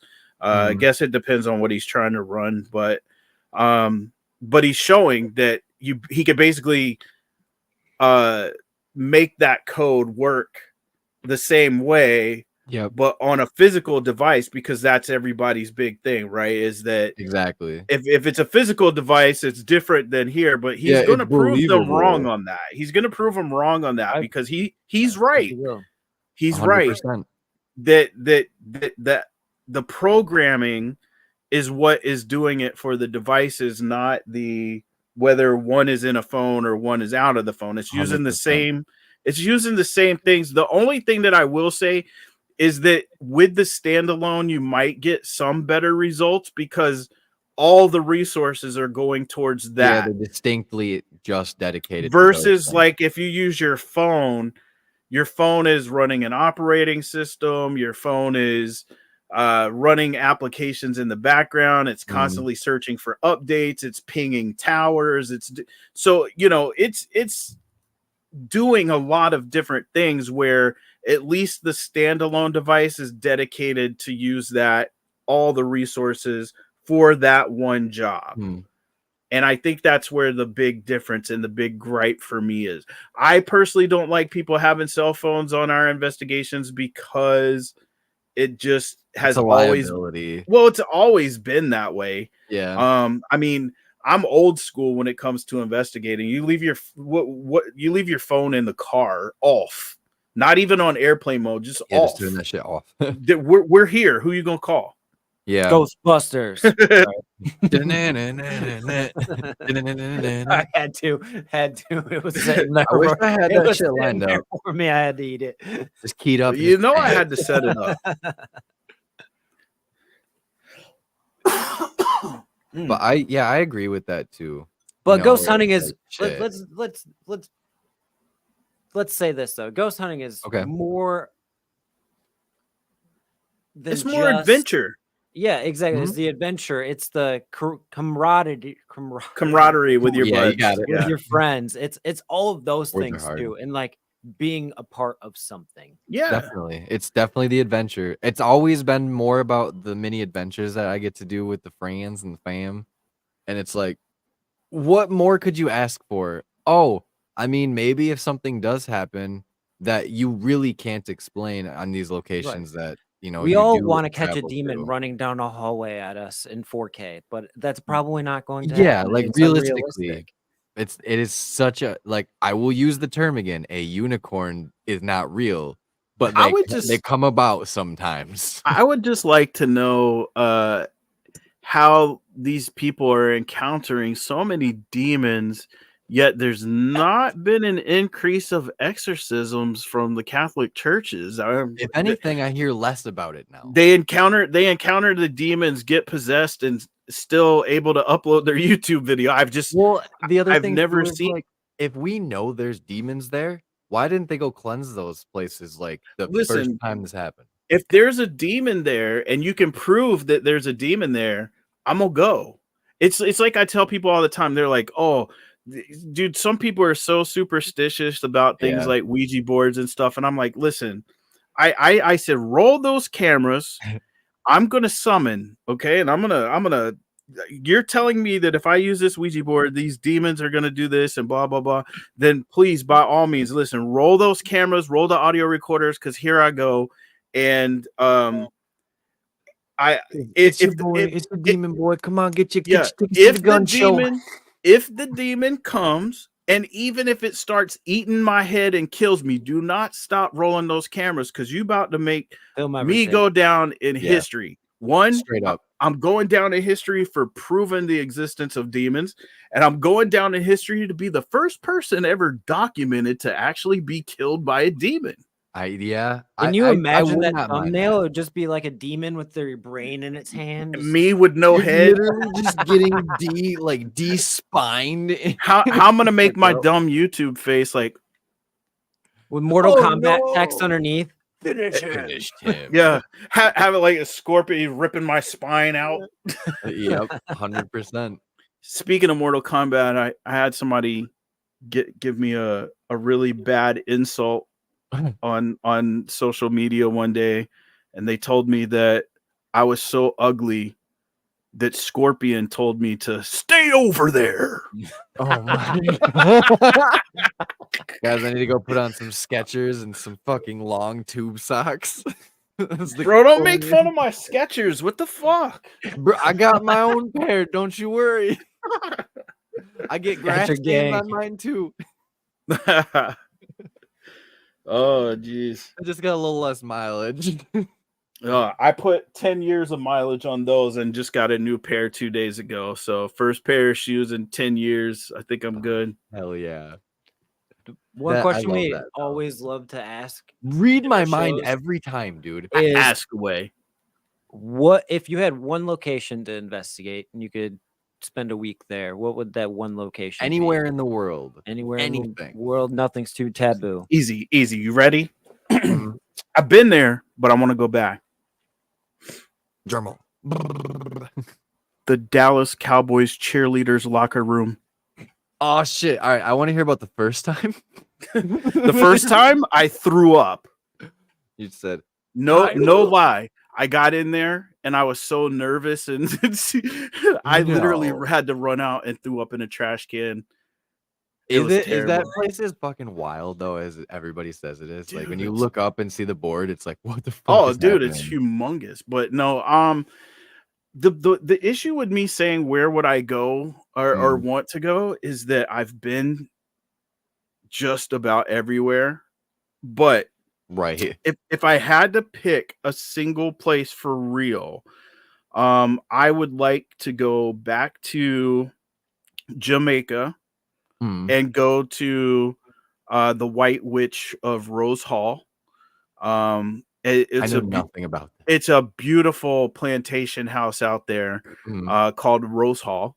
And obviously, the madam of the house, they referred to as the White Witch. She basically had slaves. She really liked them. We'll put it that way. Like she really liked them. Oh. And but she would supposedly kill them afterwards. So she was like Madame Lalaurie. Yeah, a lot like that. But there's more to it, and depending on where you read the history of her story, there's a lot to it. But what's even cooler about going down to investigate that is it's also near the all the forts in Jamaica and near the Bahamas where all the pirates used to come through. Oh, that's and so see, cool. I live in North Carolina, and I'm a 3-hour drive away from Beaufort, which is where Blackbeard was from, Bath. That's so fucking cool. And I've actually investigated his house, and I investigated the house of his 15-year-old wife that he had. Yeah, because that's not fucked up or anything. No, he used to pull into port, and he'd stay there sometimes. She actually hung herself from a tree in the backyard at some point. Well, that's the story, but there's also the rumor that he came in and caught her and messing with another guy while he was at sea, and then he hung her, and they wrote it up as suicide. But I mean, hey, whatever. I mean, he had a lot of I said a bad word for YouTube. You'll have to edit that. Strike it real quick. It's all good. So anyway, yeah. So anyway, the I'm so fascinated with pirate history. Like, it's so cool. And Old West. I got to in Tombstone Jamaica and all that kind of stuff that I've been to, dude. Riley's been to both. Yeah. Yeah, I went to Jamaica and I stood where one of the castles was in the bay, in Montego Bay, where is it Fort Henry or something like that? I can't remember what the name I don't remember the was. fort, but the cannons were still there. I have a picture with my family. We're standing in front of the cannon with the bay behind us, but it's where Captain Morgan defended that bay from the Spaniards. It's the one where he wrecked his ship off the reef. Yeah. Yep. So I stood at that fort, which was really cool. Like it was almost like you could see the history right in front of you. Dude, wow, it's amazing. Coming over that horizon, wow, that's crazy. Yeah, I love Jamaica, dude. In general, just I went there when I was 8 years old, and it was just amazing. Like, there's something to say about culture shock too, where you travel out of the country, you travel out of just like your small pocket that you're used to, and then you witness all these different lifestyles and all these different cultures that you wouldn't ever expect. And then, like, I know I'm like tie this back into paranormal really quick, but it's like why is it that every time you hear about stuff like where, like, say when Taps went into the UK and stuff, everything that they got on the spirit box and things like that was English? I think that's a little odd. Which I mean because I don't know why, but because the spirit box is just, you know how they talk about pareidolia, and it's just audio. The spirit box is just audio pareidolia. That's all. I have some clips where some words have come through that were just like major, and I felt like too much to be coincidence. Right. But it only happened a couple of times. 99% of the time, just like listening to an EVP, if you've read the word on the screen, you're going to hear that regardless. Yeah, your brain is triggered by the. Riley showed me a video that was like fucking 10 minutes long of them doing experiments. Yeah, you're being primed, and it's the same thing. Think about it. When you have a spirit box, you're asking it questions that you pretty much already know the answer to, so you're just waiting for it to say something that sounds similar to the answer you're wanting to hear. I feel like too, like generally, a lot of like the more mainstream channels that everybody watches, they're more generalized questions too. Yeah. Like very, like, you know how like if say like some of the psychics on TV will just throw the blanket out there and be like, somebody's mom passed away recently. Well, you have Oh, 100 cold reading, people. yeah. Yeah, like, you have 100 people in the room, like, yeah, but, like, if same thing, if you walk into a room and the first question you ask is there a spirit here? What's your name? And you get, "Amy." Yep. Well, it could be coincidence, it could be a person, like, I don't know, but, like, it's a little bit, like, I feel like you have to get more specific to call that factual evidence for Oh sure. yeah. Well, I don't think it's ever going to be factual evidence because I'm going to Right. be honest with you. I don't think EVPs will ever be factual evidence. Just because what we talked about earlier with the pen, you hear a voice on the recorder, but you didn't see what left the voice on the recorder. For all you know, it could have recorded a stray radio signal from an alien spaceship that made the voice. You just can't, like, even though the voice is there and it's relevant, you can't prove where the voice came from. You could prove that it's there, Mhm. but you can't prove what left it there. And Alright. so I got a you question for both of you then. go for Like, it. what do you think if say like we'll go in the more spiritual realm here. And Okay. like this is for you too, Riley, because I don't always remember what your opinion on this is. Like if spirits are causing these like EVP anomalies, like what do you think that sound is and how does that become a sound into our reality kind of thing? Right. I could even show you a clip that kind of explains what he's talking about here. So we have a clip where we investigated the Van Buren County poorhouse, and we caught what we believe is footsteps. Speaking of the man who was there with us, Literally Tommy we Moon, were in the same video with that boy when it happened. we caught footsteps, but none of us heard it at the But time. But we every camera captured it on recorded 6 it. different cameras or Mhm. camera audios, And voice it's recorders, very anything you can distinct. think of. It's Okay. caught on all of them at the same, like, audible level. It And didn't well, change in actually, any it of them. gets louder when it goes towards the stairs per recorder. So the recorder closest to the stairs has the cleanest audio of it, and the one that's farthest to us is a little bit duller, but it's still clean audio of it starting, and then it sounds like it goes farther away. So like Oh, everything picked it up. huh. I mean, I know what caused it. I could tell you that right off the bat without even hearing it. What do you think it is? Well, what is it? Somewhere nearby, Cody and Satori touched each other.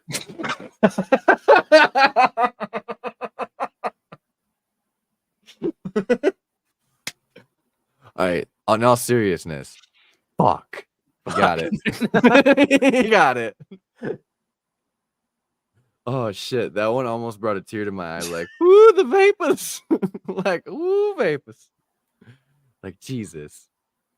Yeah, like other than just straight up, like I really don't know how Are to you gonna explain play it? this, Is but he gonna yeah, he's play Yeah, looking this? for it right I'm now. Okay. washing through it right now. I was But like just you know what I wondering if mean? I It's need like to one of hear. those things where it's like I don't know, because like the way it happened, like I wanted to just be like, no, you know, that's nothing. But then it was Mm.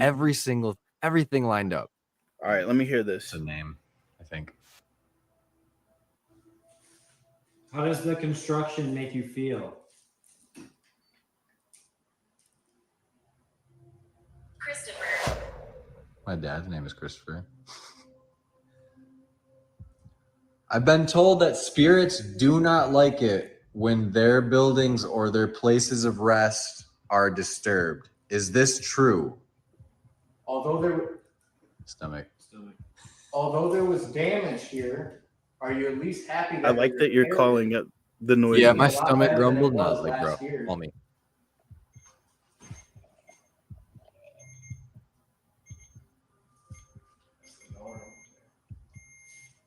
If there's someone over there, can you touch that all the way, please? I'm gonna go ahead and grab.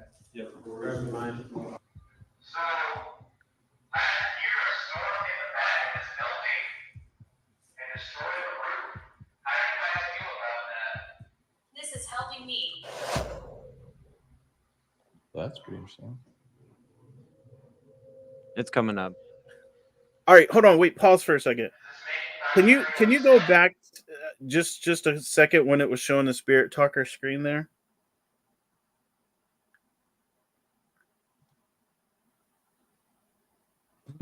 The load. Just a little bit further. That's pretty interesting.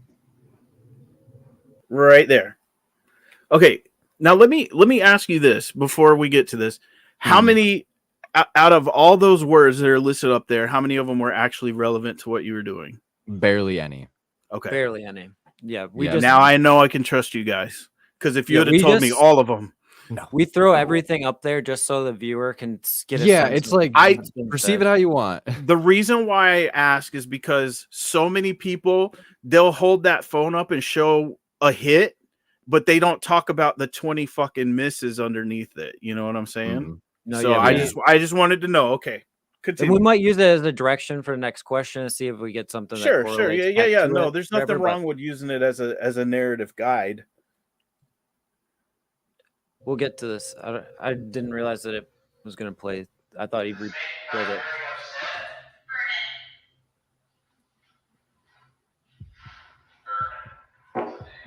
Sorry.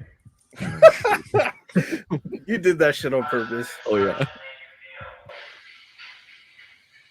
Why is this thing running? Is that just someone shuffling around? Yeah. But it did to me sound like. No, that's running. That's dude. fucking running. That's someone running. Yeah, no, that's. All of us were standing in one place. Yeah, because you couldn't even make that noise. Yeah, they do the same with spirit boxes. How does the construction make you feel? It's running, and then Oh this is yeah, like I hear it. napping. I So hear that's it. And then he That's plays literally- it on our It's recorder. like- running. Nobody was Everything down the else stairs, stairs, dude. dude. Oh yeah, It was right by this. Yeah, right there. Someone ran Go down- back up. You had it. A little bit forward. Right there. Oh, are you gonna show like other stuff? I'm going to show. I thought you had Tommy's angle in there too. from the No, camera. we have the angle of our recorder doing the same thing though. But yeah, Spotted Ghost, you're right. People do it with spirit boxes. Mhm. That show with Amy Bruni and Adam Berry, Kindred Spirits, was really bad for that.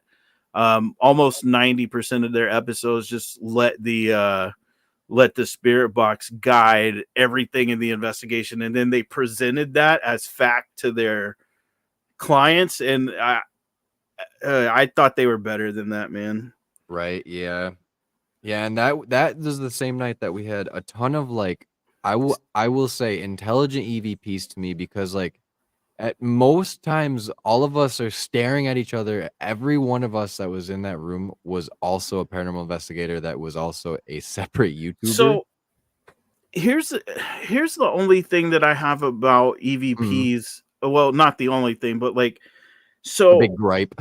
well, the original study of EVP was done on reel-to-reel recorders, and it was theorized that the voices were being imprinted magnetically. Yeah. And the same thing with the cassette recorders and blah, blah, blah. So I'm wondering how, when switching to digital, still getting voices when there is no magnetic tape head for it to embed on. Right, yeah. Oh god, that's a hard thought too, because it's like, how would that interact at that point? Because you have to understand, if you break Mhm. down a digital recorder, it's a word bank in there. Not Yeah. that it generates words, but it Mhm. recognizes words as data. Yeah. In fact, Kenny Biddle does a great video breakdown of the DR60, not just to show that it's a piece of crap, but to actually show like How it functions. how it sends sounds and frequencies through, and how they're interpreted and written to code and then re-encoded. That's what re-encodes it to an MP3 or to a WAV file or Yeah. to whatever you have it set for. Which kind of brings up the other thing too, is that if it's not doing it as a magnetic imprint, as you know, as EVPs were before, and we're working in an all digital space on that, padded trash files, you know, Yeah. where it has to be like, maybe as it was recording, it didn't hit the minimal size it needed. Like, say it's like 512 KB, Yeah. then but it was only 300 KB, so it had to put 212 trash pieces of zeros and ones on there, which ends up making strange noises. Yeah, or it adds the artifacts and the weird shit that like Yeah. nobody like really accounts for all the time. Yeah.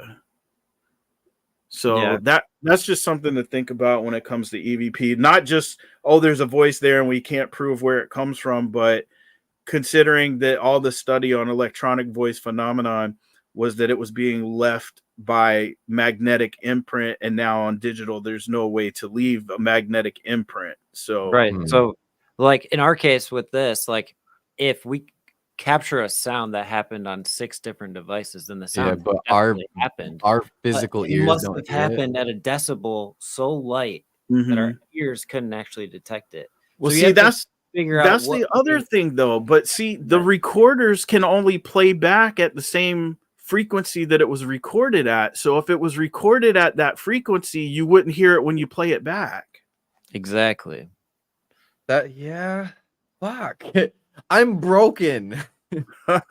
How like that's and then you sit here and you just like you still beg the question too. And like Tommy's right, nobody was fucking moving. But my first I pulled question up would his be video and this. none of us moved.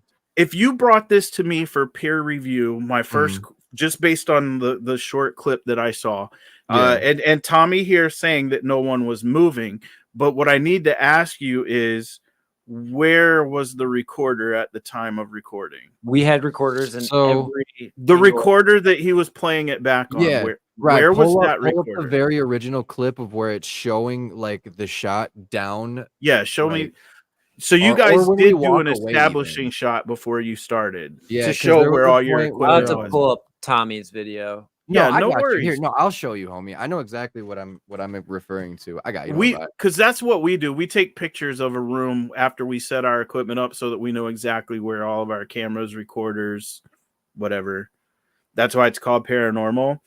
I mean, putting everything under a blanket statement of just being paranormal isn't helping explain anything, though. It's more like saying, hey, when you clean your room, you just shovel everything under the fucking bed. You know? Just because it can't be explained, you can't just keep throwing it under the blanket expression of paranormal. But it is weird. I'll give you that. Or their places of rest are disturbed. All right, I got it. Is this true? Oh, you got Although it. there was damage here, I have exactly are you where at they least fed him. happy Though. that there Oh, is it a little further back? Here, I'll present mine because I have it like literally on there already.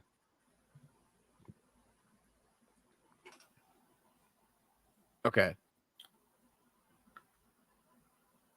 Why is okay? Oh yeah, we're pretty as shit now, boy.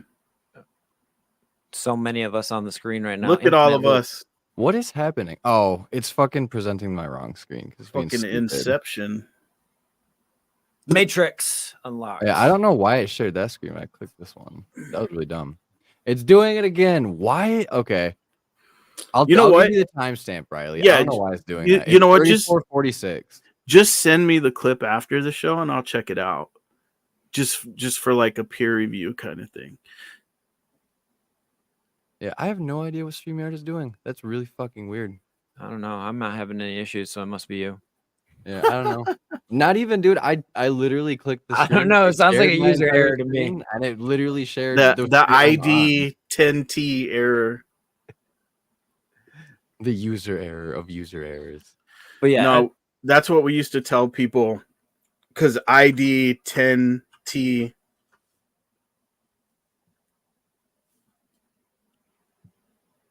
Well, anyways, I put it in the chat. ID 10T.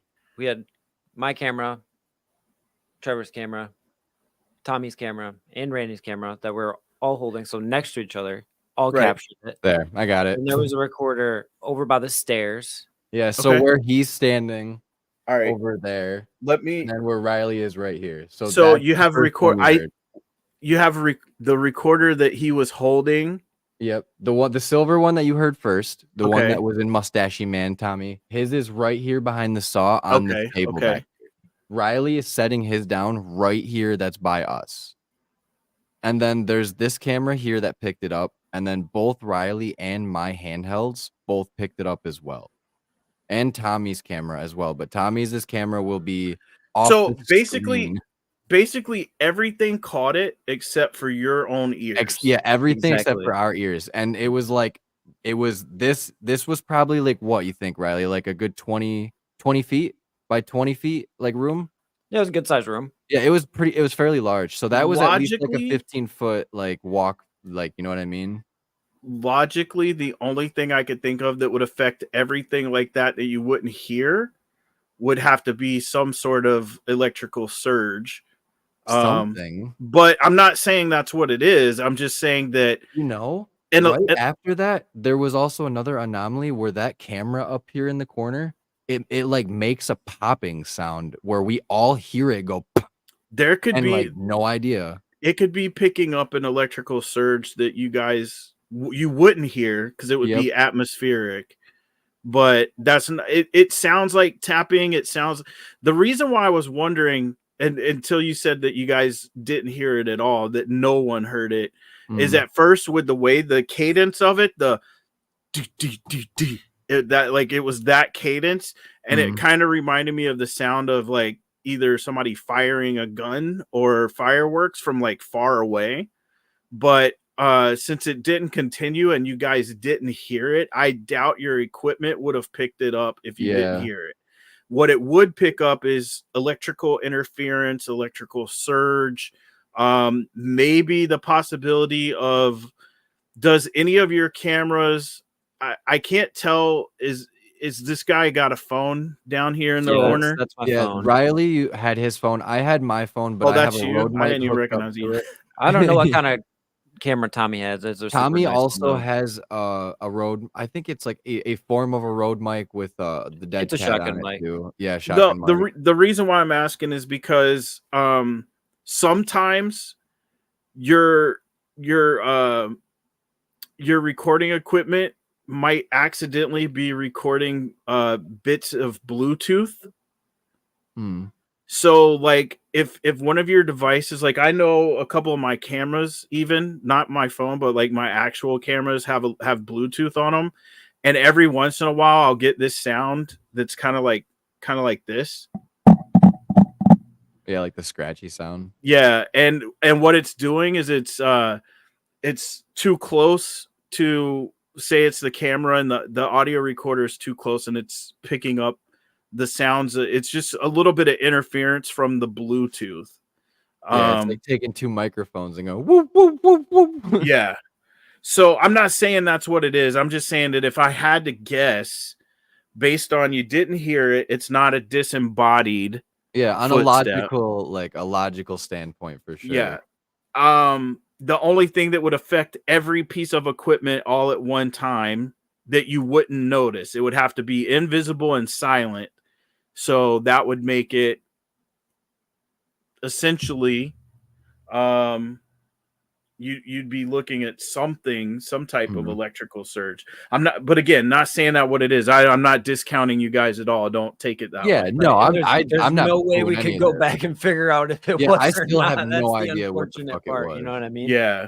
But what does have to happen at that point is anybody that you show it to has to take your word for it, so it eventually just goes as a personal experience, unfortunately.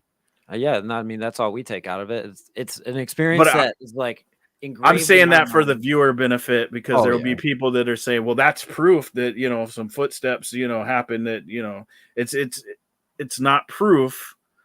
It's personal experience that I mean, I believe you. I believe Mhm. that you caught Let's that. It's legit. okay, say your team caught this for your TV show. Yeah. Would it line up to be an anomaly? At the end of the show, would you be like, this is an anomaly? I would probably call it an anomaly simply for the fact that the chances of it actually being something electrical causing that sound is 50-50. Yeah, Maybe I might less. even say lower Yeah, because I like was going to that say more room, like 30-70, yeah, but and that room was one of the only rooms that didn't have power run through it yet. They had there was just did construction equipment in there though. they had the electric wires run in there, but they didn't Mhm. have anything plugged in at the time because it like they had just finished like the drywalling in that room and whatnot. And Yeah, it's but like nothing that else means had you've power. got exposed wire. You Well, none of the power wires were plugged in though. Like the how are they team running that buzzsaw up there? It wasn't plugged like in. we couldn't They had ran the cleaned it bus up. up. They had wound up all the wires and Oh, stuff. okay. So Like, they were the just room itself storing didn't it. yeah, yeah, Yeah, yeah. yeah. Like, Okay, it wasn't gotcha. being used that weekend or Gotcha. anything. My I bad. mean, I so yeah, definitely said that stupid.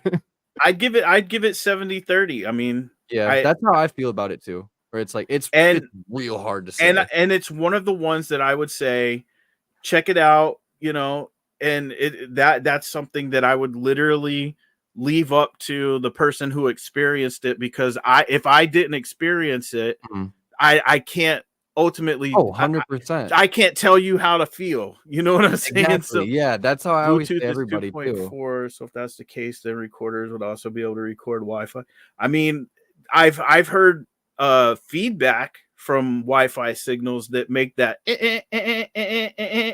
sound. Have you heard that before? Like, I'm not I sure, think so. honestly. I've never paid attention to it if I I have. know it Wi-Fi never signals are happened on strong as hell, though. it never happened on my Zooms, but I used to have this Olympus, and I don't know, maybe the back magnet shield uh just wasn't all that strong, but it would I definitely would say that there is a strong possibility of, like, electrical interference too, for sure, with, like, let's just be realistic, like, the power storm. grids, it wasn't storming that night. It was, like, gloomy, but it wasn't stormy. Like, there was a breeze, it wasn't, it was a hot night, so, like, it was humid, I guess, but it wasn't bad. Um, What what about did you guys happen to have anything at all that kept track of what the humidity was? I I know it was about 79 to 83 all night. Like, it stayed in that range all night. I don't remember what the humidity level was, but generally It's in that Michigan, time so we can assume it was it was fairly probably humid. 30 to 40%, like, humidity levels at that Gotcha. point. Because what year, what month was that, Rye? That was God, I no, wanna say it was in September.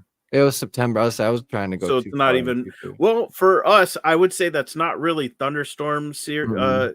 but like where I live, September is so the whole month of September is hurricane season, so it's definitely Yeah. thunderstorms for us, Yeah, but it not so definitely much. gets bad around here around September storm-wise, but it Yeah. was one of those days where it was calm enough to where you could walk outside and It feel the was breeze and feel it would great. have been an absolutely beautiful night to sit around a Had it campfire. not been 80 degrees. Okay. No, I got you. I mean, dude, I think it's one of those things.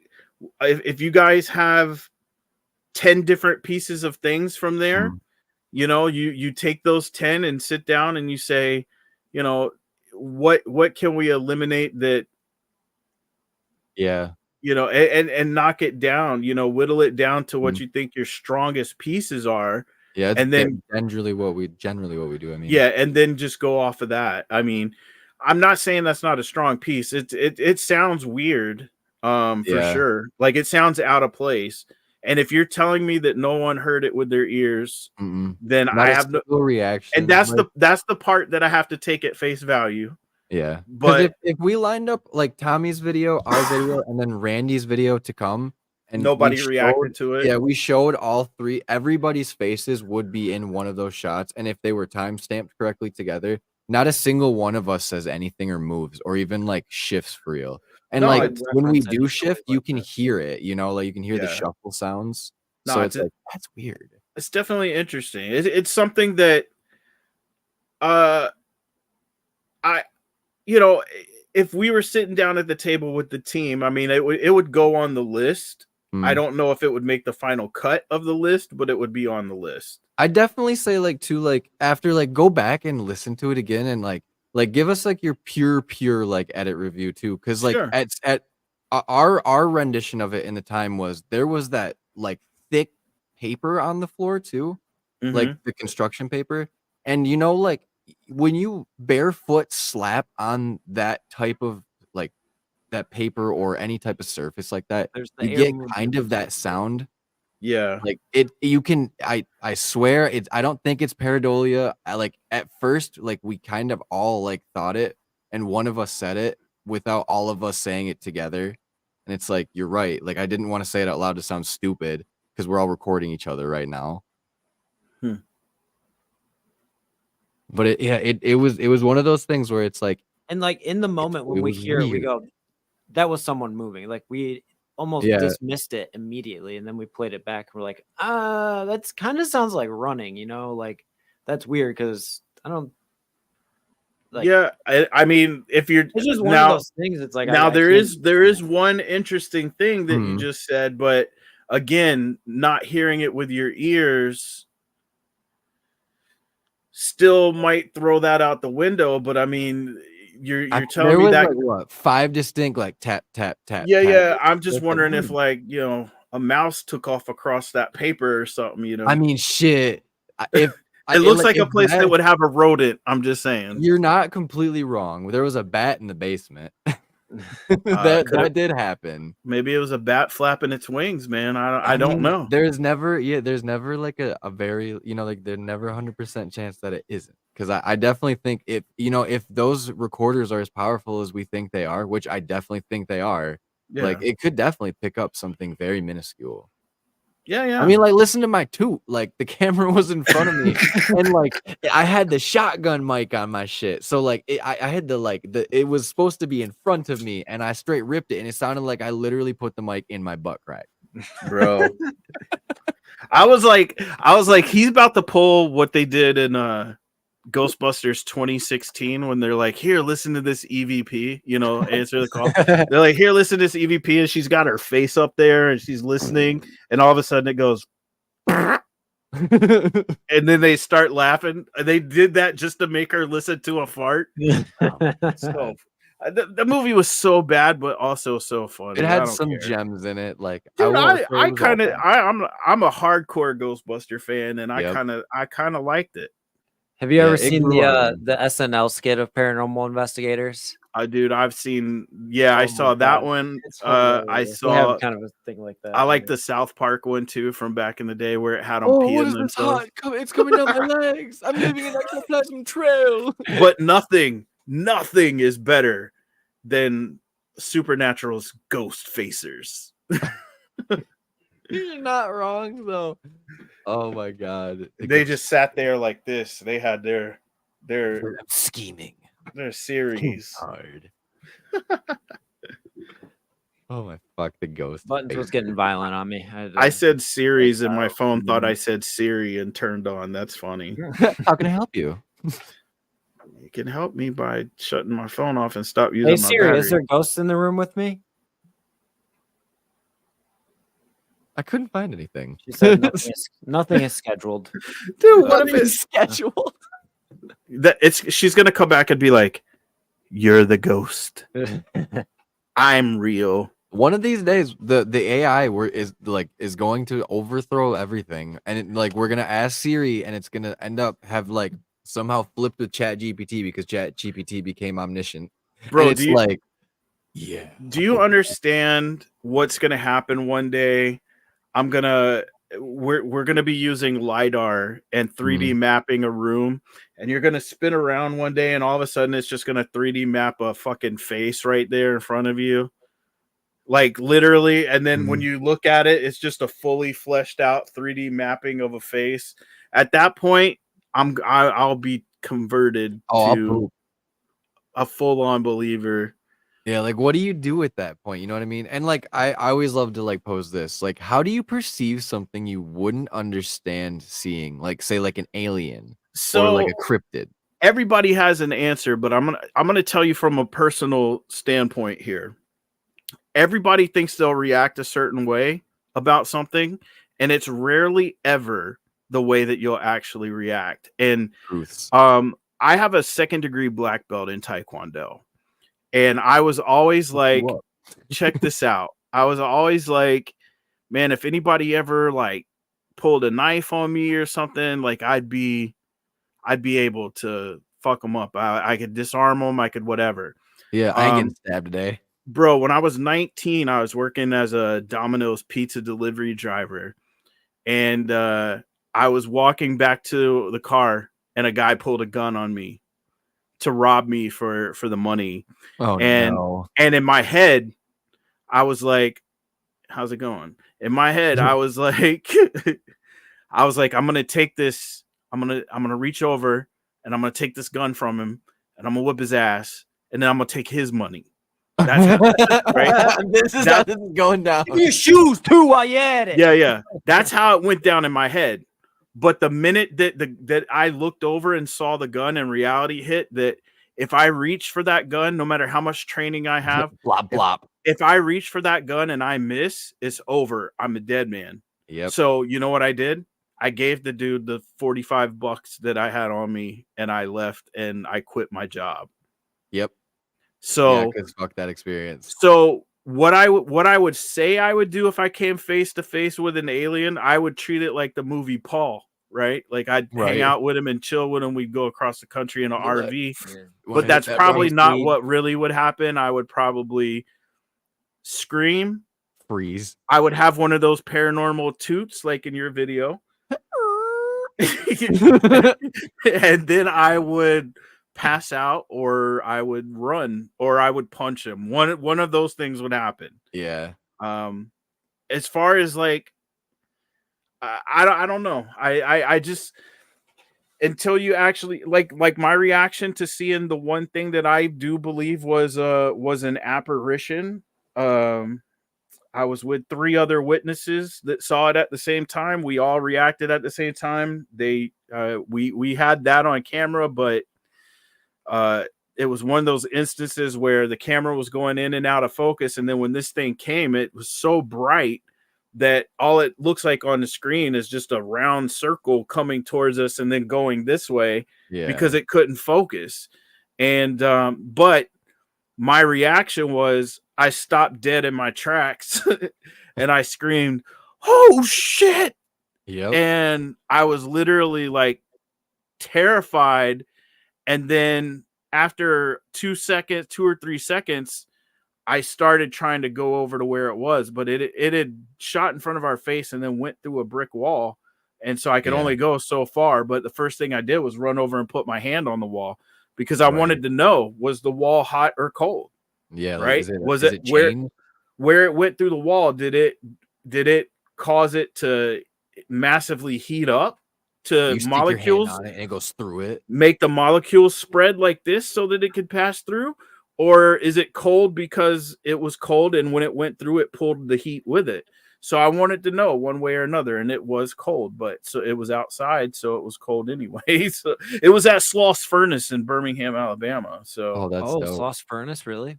Mhm. That's a place that on Ghost Adventures, the girl had the place tattooed on her back, I believe. It's fucking nuts. Oh yeah, she did. Here, hold on a second. I'll be right back. I don't have that tattoo, but I'll be right back. I was like, no way. Yeah, let me whip out my tramp stamp. Wait, hang on. Whoop, whoop.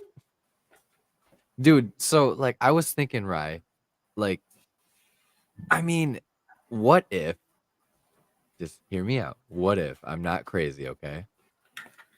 That So these anomalies. Here, no, you Until- continue and we'll pick up where I'm after.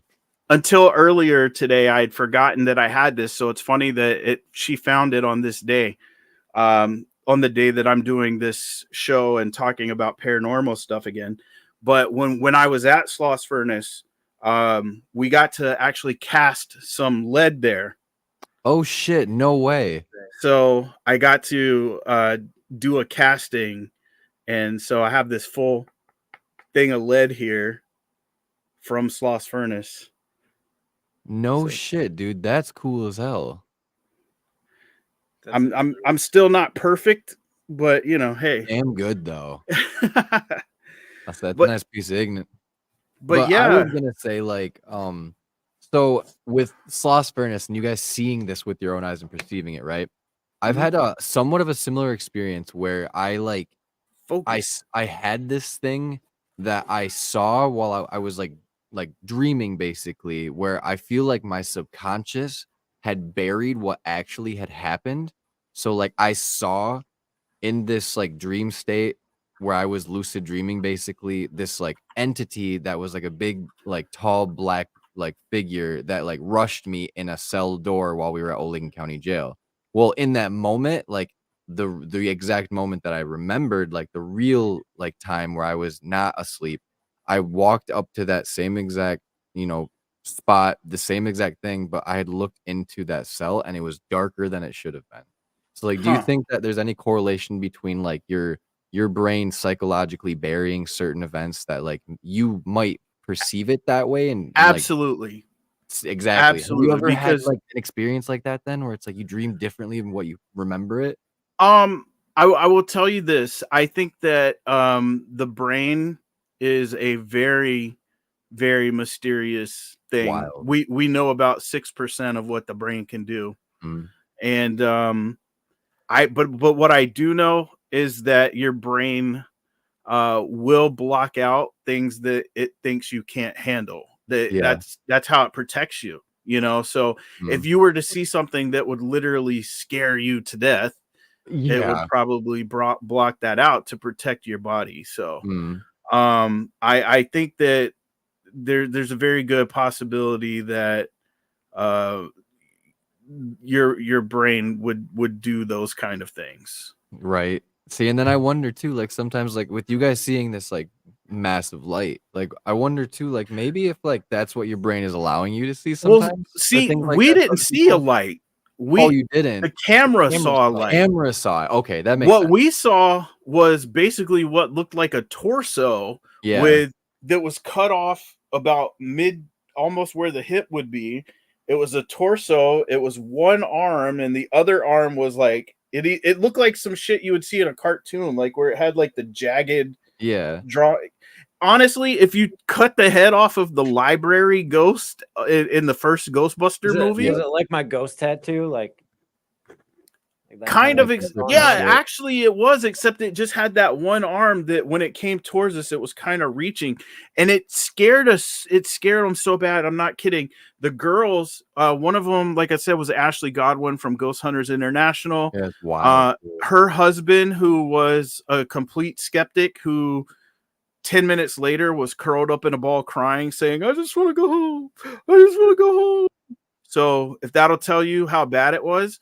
And then of course my girlfriend at the time, and they when so Ashley was on this arm and Charlie, my girlfriend, was on this arm, Mm. and they squeezed and clawed my arm so hard when it happened that they drew blood off of Holy me, shit. because Yeah. it was, I mean, they just like clinched. They were like, but it was it was a crazy, crazy experience. And we went back like a year later. We tried to make it on the same day, tried to make everything the same to try to recreate. Yeah, every essence that you can bring forth to Yep. conjure that same experience, but So you couldn't.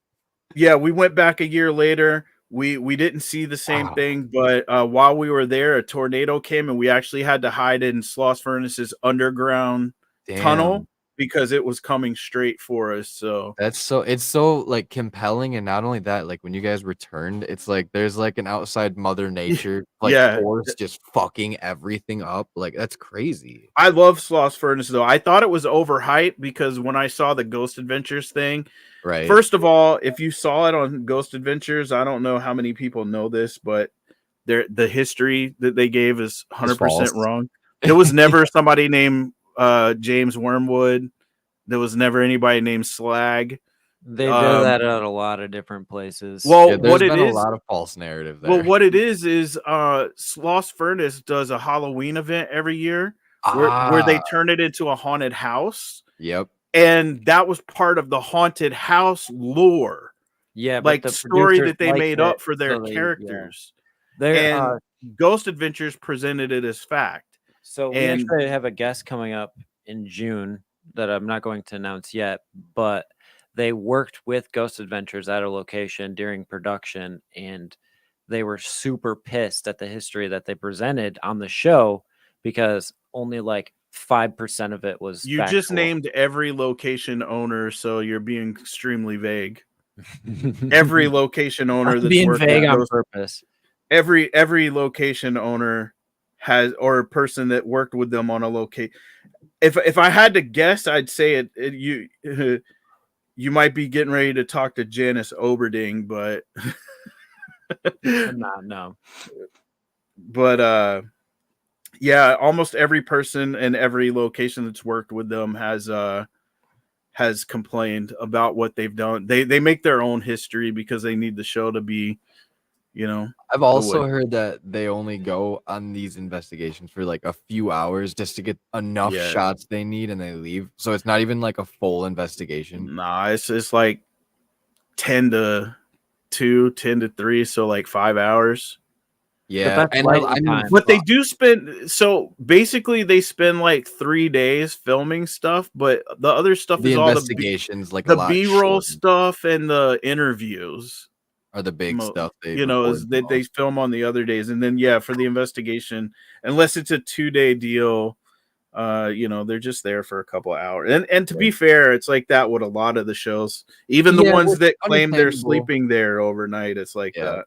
It's understandable when you like I guess like I can see both sides of the coin there where it's like you are on a production schedule. You And are their supposed to dime. be in these locations at certain days and you need to have a schedule that's like Hey, fit to and to do be it. fair, there's certain locations that are like you can't stay here for longer Mhm. than 4 or 5 hours at a time. They just won't Yep. let you. Yeah, Yeah, Bobby Bobby Mackey's Mackey's is one. Yeah, dude, you don't mind every That's fucking another one I've been to, and I'm sad that it's going to be gone now. So are they really getting rid of it? yeah, I mean, it's already started. They already moved. I know that the move happened. I just didn't know if like they're not letting anybody else in the building. He said what they're gonna do is they're gonna glass in the hole.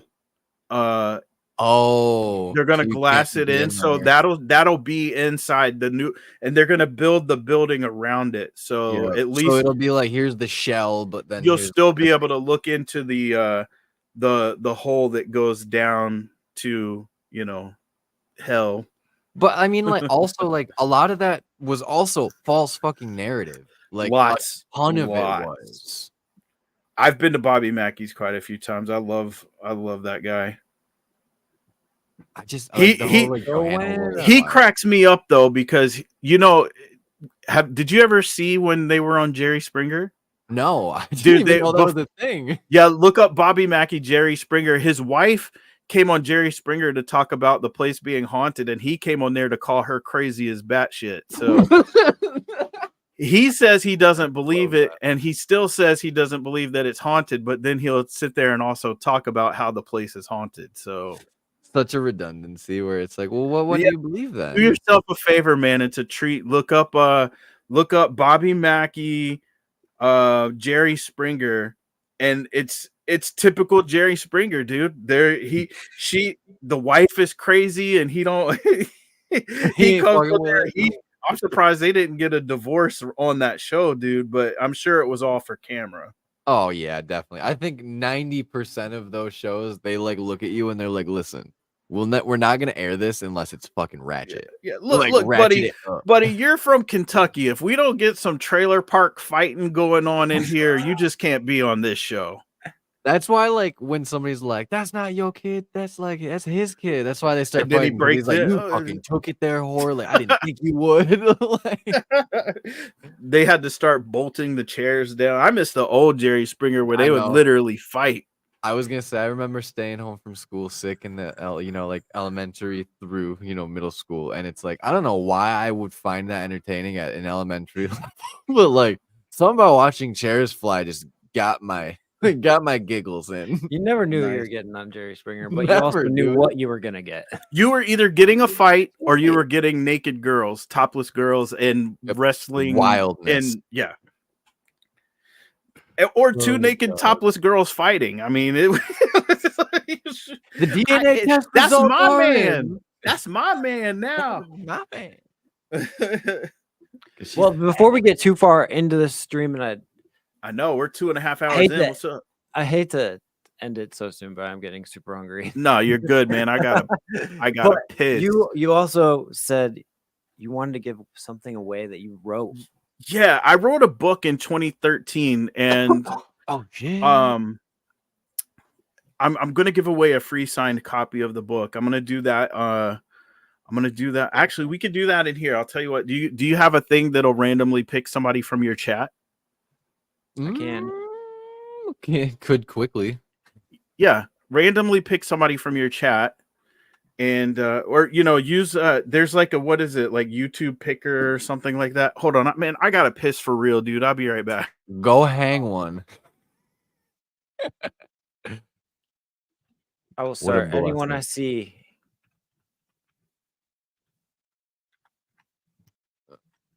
Copy and paste.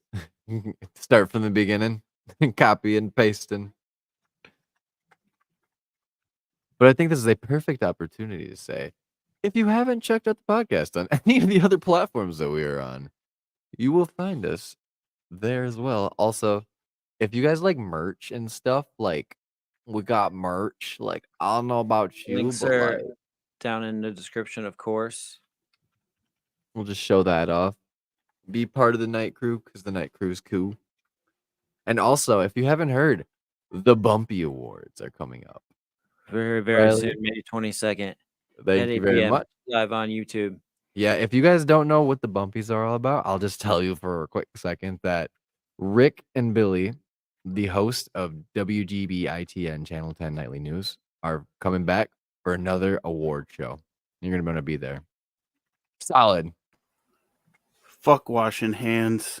Fuck washing hands. That's for employees only. Tommy knows. Tommy knows all about that. Don't you, Tommy? I'll fucking call you out, boy. So actually, we could do this one of two ways because I kind of want to help you guys out too. So I do want to give away a book. I think I want to do it on Twitter though. And I want one of the requirements to be anybody that enters has to also be following you guys on Twitter. So okay, we can do that. That'll help get you guys some followers, and that'll be, we have a lot of good people over on Twitter. So hell yeah. You heard it here first, folks. Huge. Free book signing giveaway. No washing hands. X, or formerly known as Twitter. Yeah. Yeah. Get X'd, son. Get X'd. No, wrong DX. So yeah, but the thing, I wrote a book in 2013, and I think the uniqueness about this is I wrote the book back when I was still like a 50-50, like I was skeptic, but I also was more towards a believer. And 11 years later, if I wrote a book today, you would think it was written by a completely different person because I'm way more skeptical. And being agnostic. I just don't believe in the things that I believed in 10 years ago. Yeah. So I see my beliefs constantly changing as I do this. I ride that serpent where it's like, wow, I never knew about this. But I talk about some of the cases. I even talk about some of the episodes that were featured on the Sci-Fi Channel, like the Battleship North Carolina, Myrtle's Plantation, just everywhere, dude. So, including like houses down the street from elementary school. So I love there's a little bit of everything in there. And I'll have a signed copy. Actually, you know what? Did you already have that chat picker thing pulled up or no? I did, and then I closed it out when you said you wanted to do it. You can reload it though. It might reload all the names if you go into your history of that. It did. So I'm gonna give away 2 books. Let's give one away live on your stream and one on Twitter. Okay. I'm just gonna keep doing my happy dance. Just make sure I got everyone. The one last look, and then fucking pick. Because fucking G Unit. And like we can save like the conversation for next time, but like we got to talk about our fellow green little friends, aliens. 100%. We have to talk about them eventually because it's like we could do like a good 3-hour talk about aliens too. I think there's other things out there because you'd just be kind of egotistical to think that we're the only things in the universe, but I don't believe in aliens in that sense. I honestly think we're seeing very many at all. I think the TV show Third Rock from the Sun had it correct. Yeah. When they said, what were they? They didn't look humanoid. They did once they took over the human body, but they didn't look humanoid. They were actually purple tubes. He kept saying he's a giant purple tube or the giant floating head or whatever, So I just don't see that they would be humanoid if they were. Why would they look like us if they were out there? You know? Right? Yeah. Right. If Basically. you're in the chat and if you're watching and you're able to chat and you haven't said your name in the chat yet, you got Get Yeah, that you chat got like a going. good minute. T-minus 25 seconds to put your name into the giveaway. Yep. If you don't see your hat name in the chat log. Because How many? Oh, How many? 12 seconds. What was your high point of viewers tonight? Like I 17. think it was at like 17 or 19 at one point. I just That's don't not bad. know. Not You'll bad get. at all. But we got 13 of the 17 people. You'll definitely get a lot of watchers tomorrow. I think we kind of broke everybody's Team rewatch bedtime. always goes hard. Oh yeah, I was gonna say that's the hard part about doing it at 8 p.m. because it's good for everybody coast wise, mostly Except for me. Yeah, except for the very one coast. Yeah, I'm usually honestly like I'm typically in bed by like 5 o'clock or so. So we got a late ad.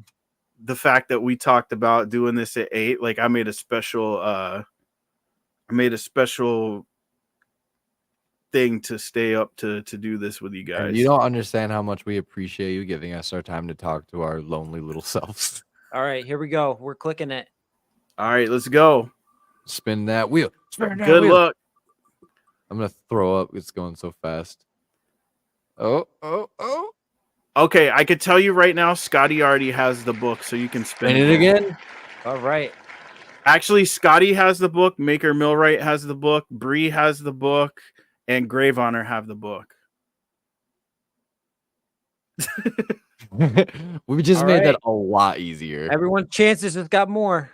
And if Scotty, if you end up wanting another book, you just call my phone. You know where to get it? Here we go. Shout out Macy, who's in Scotland. Oh my goodness. Hey! Speak of her and she wins. Wow, that's gonna be some expensive postage there, but guess what? I don't care. It is Scotland. Oh, that's fun. We got this. Hey, I can't say enough though for being a loyal fan and giving us her time though, because like 3:30 on a Thursday. Woo-wee. I can't even thank you enough for being here that late. Yeah, And here like every week too. Literally. doubt. That's crazy, man. You guys got some I applaud. between Humble here as and a few on Twitter, man. You guys got some hardcore listeners. We just do. always We love to love say the that night we're crew. unapologetically ourselves, like, and like what you see is what you'll get like everywhere. And don't forget, we have a giveaway coming up for the Night Crew as well. You have to go to our Instagram page, go to the Night Crew Bumpy Awards, and comment Bumpies, and that's all you have to do to enter. Word. It'll be one of Riley's got the they're new not complete ones. yet, but I have some made. So you don't know how many Handmade we're giving out, voodoo dolls. but they're handmade voodoo dolls, and you'll also be getting like a gift box where you'll be getting our card game that I created based off of our podcast's lore. I have it. Hold on. I have the card game somewhere too. It's not where I thought it was. Oh, here's a card. Yeah. So we have a card game. It's a 75 card game. All of it is from the lore of what we've done in the podcast and things that we've covered or places we've been. You rolled dice. You roll dice, Solve and the goal is investigations. to solve an investigation using a device. There's rules. It's all broken down. It's actually really fun to play. You can play it by yourself or with a group of people. It's great. I don't have any friends.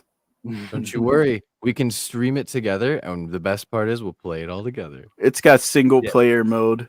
We have the first Honestly, prototype can of, too. well, the second prototype of cards is currently in manufacturing. So It's across the street in manufacturing, literally. Yeah. I'm not even joking. The print shop is across the street. It's over there at this place called the Inkjet Corporation. pretty close. It's Bob the Printer. Bob the Printer. How is that any different from Bob the Builder? Is it like We get his, that his, good his art stuff. younger cousin?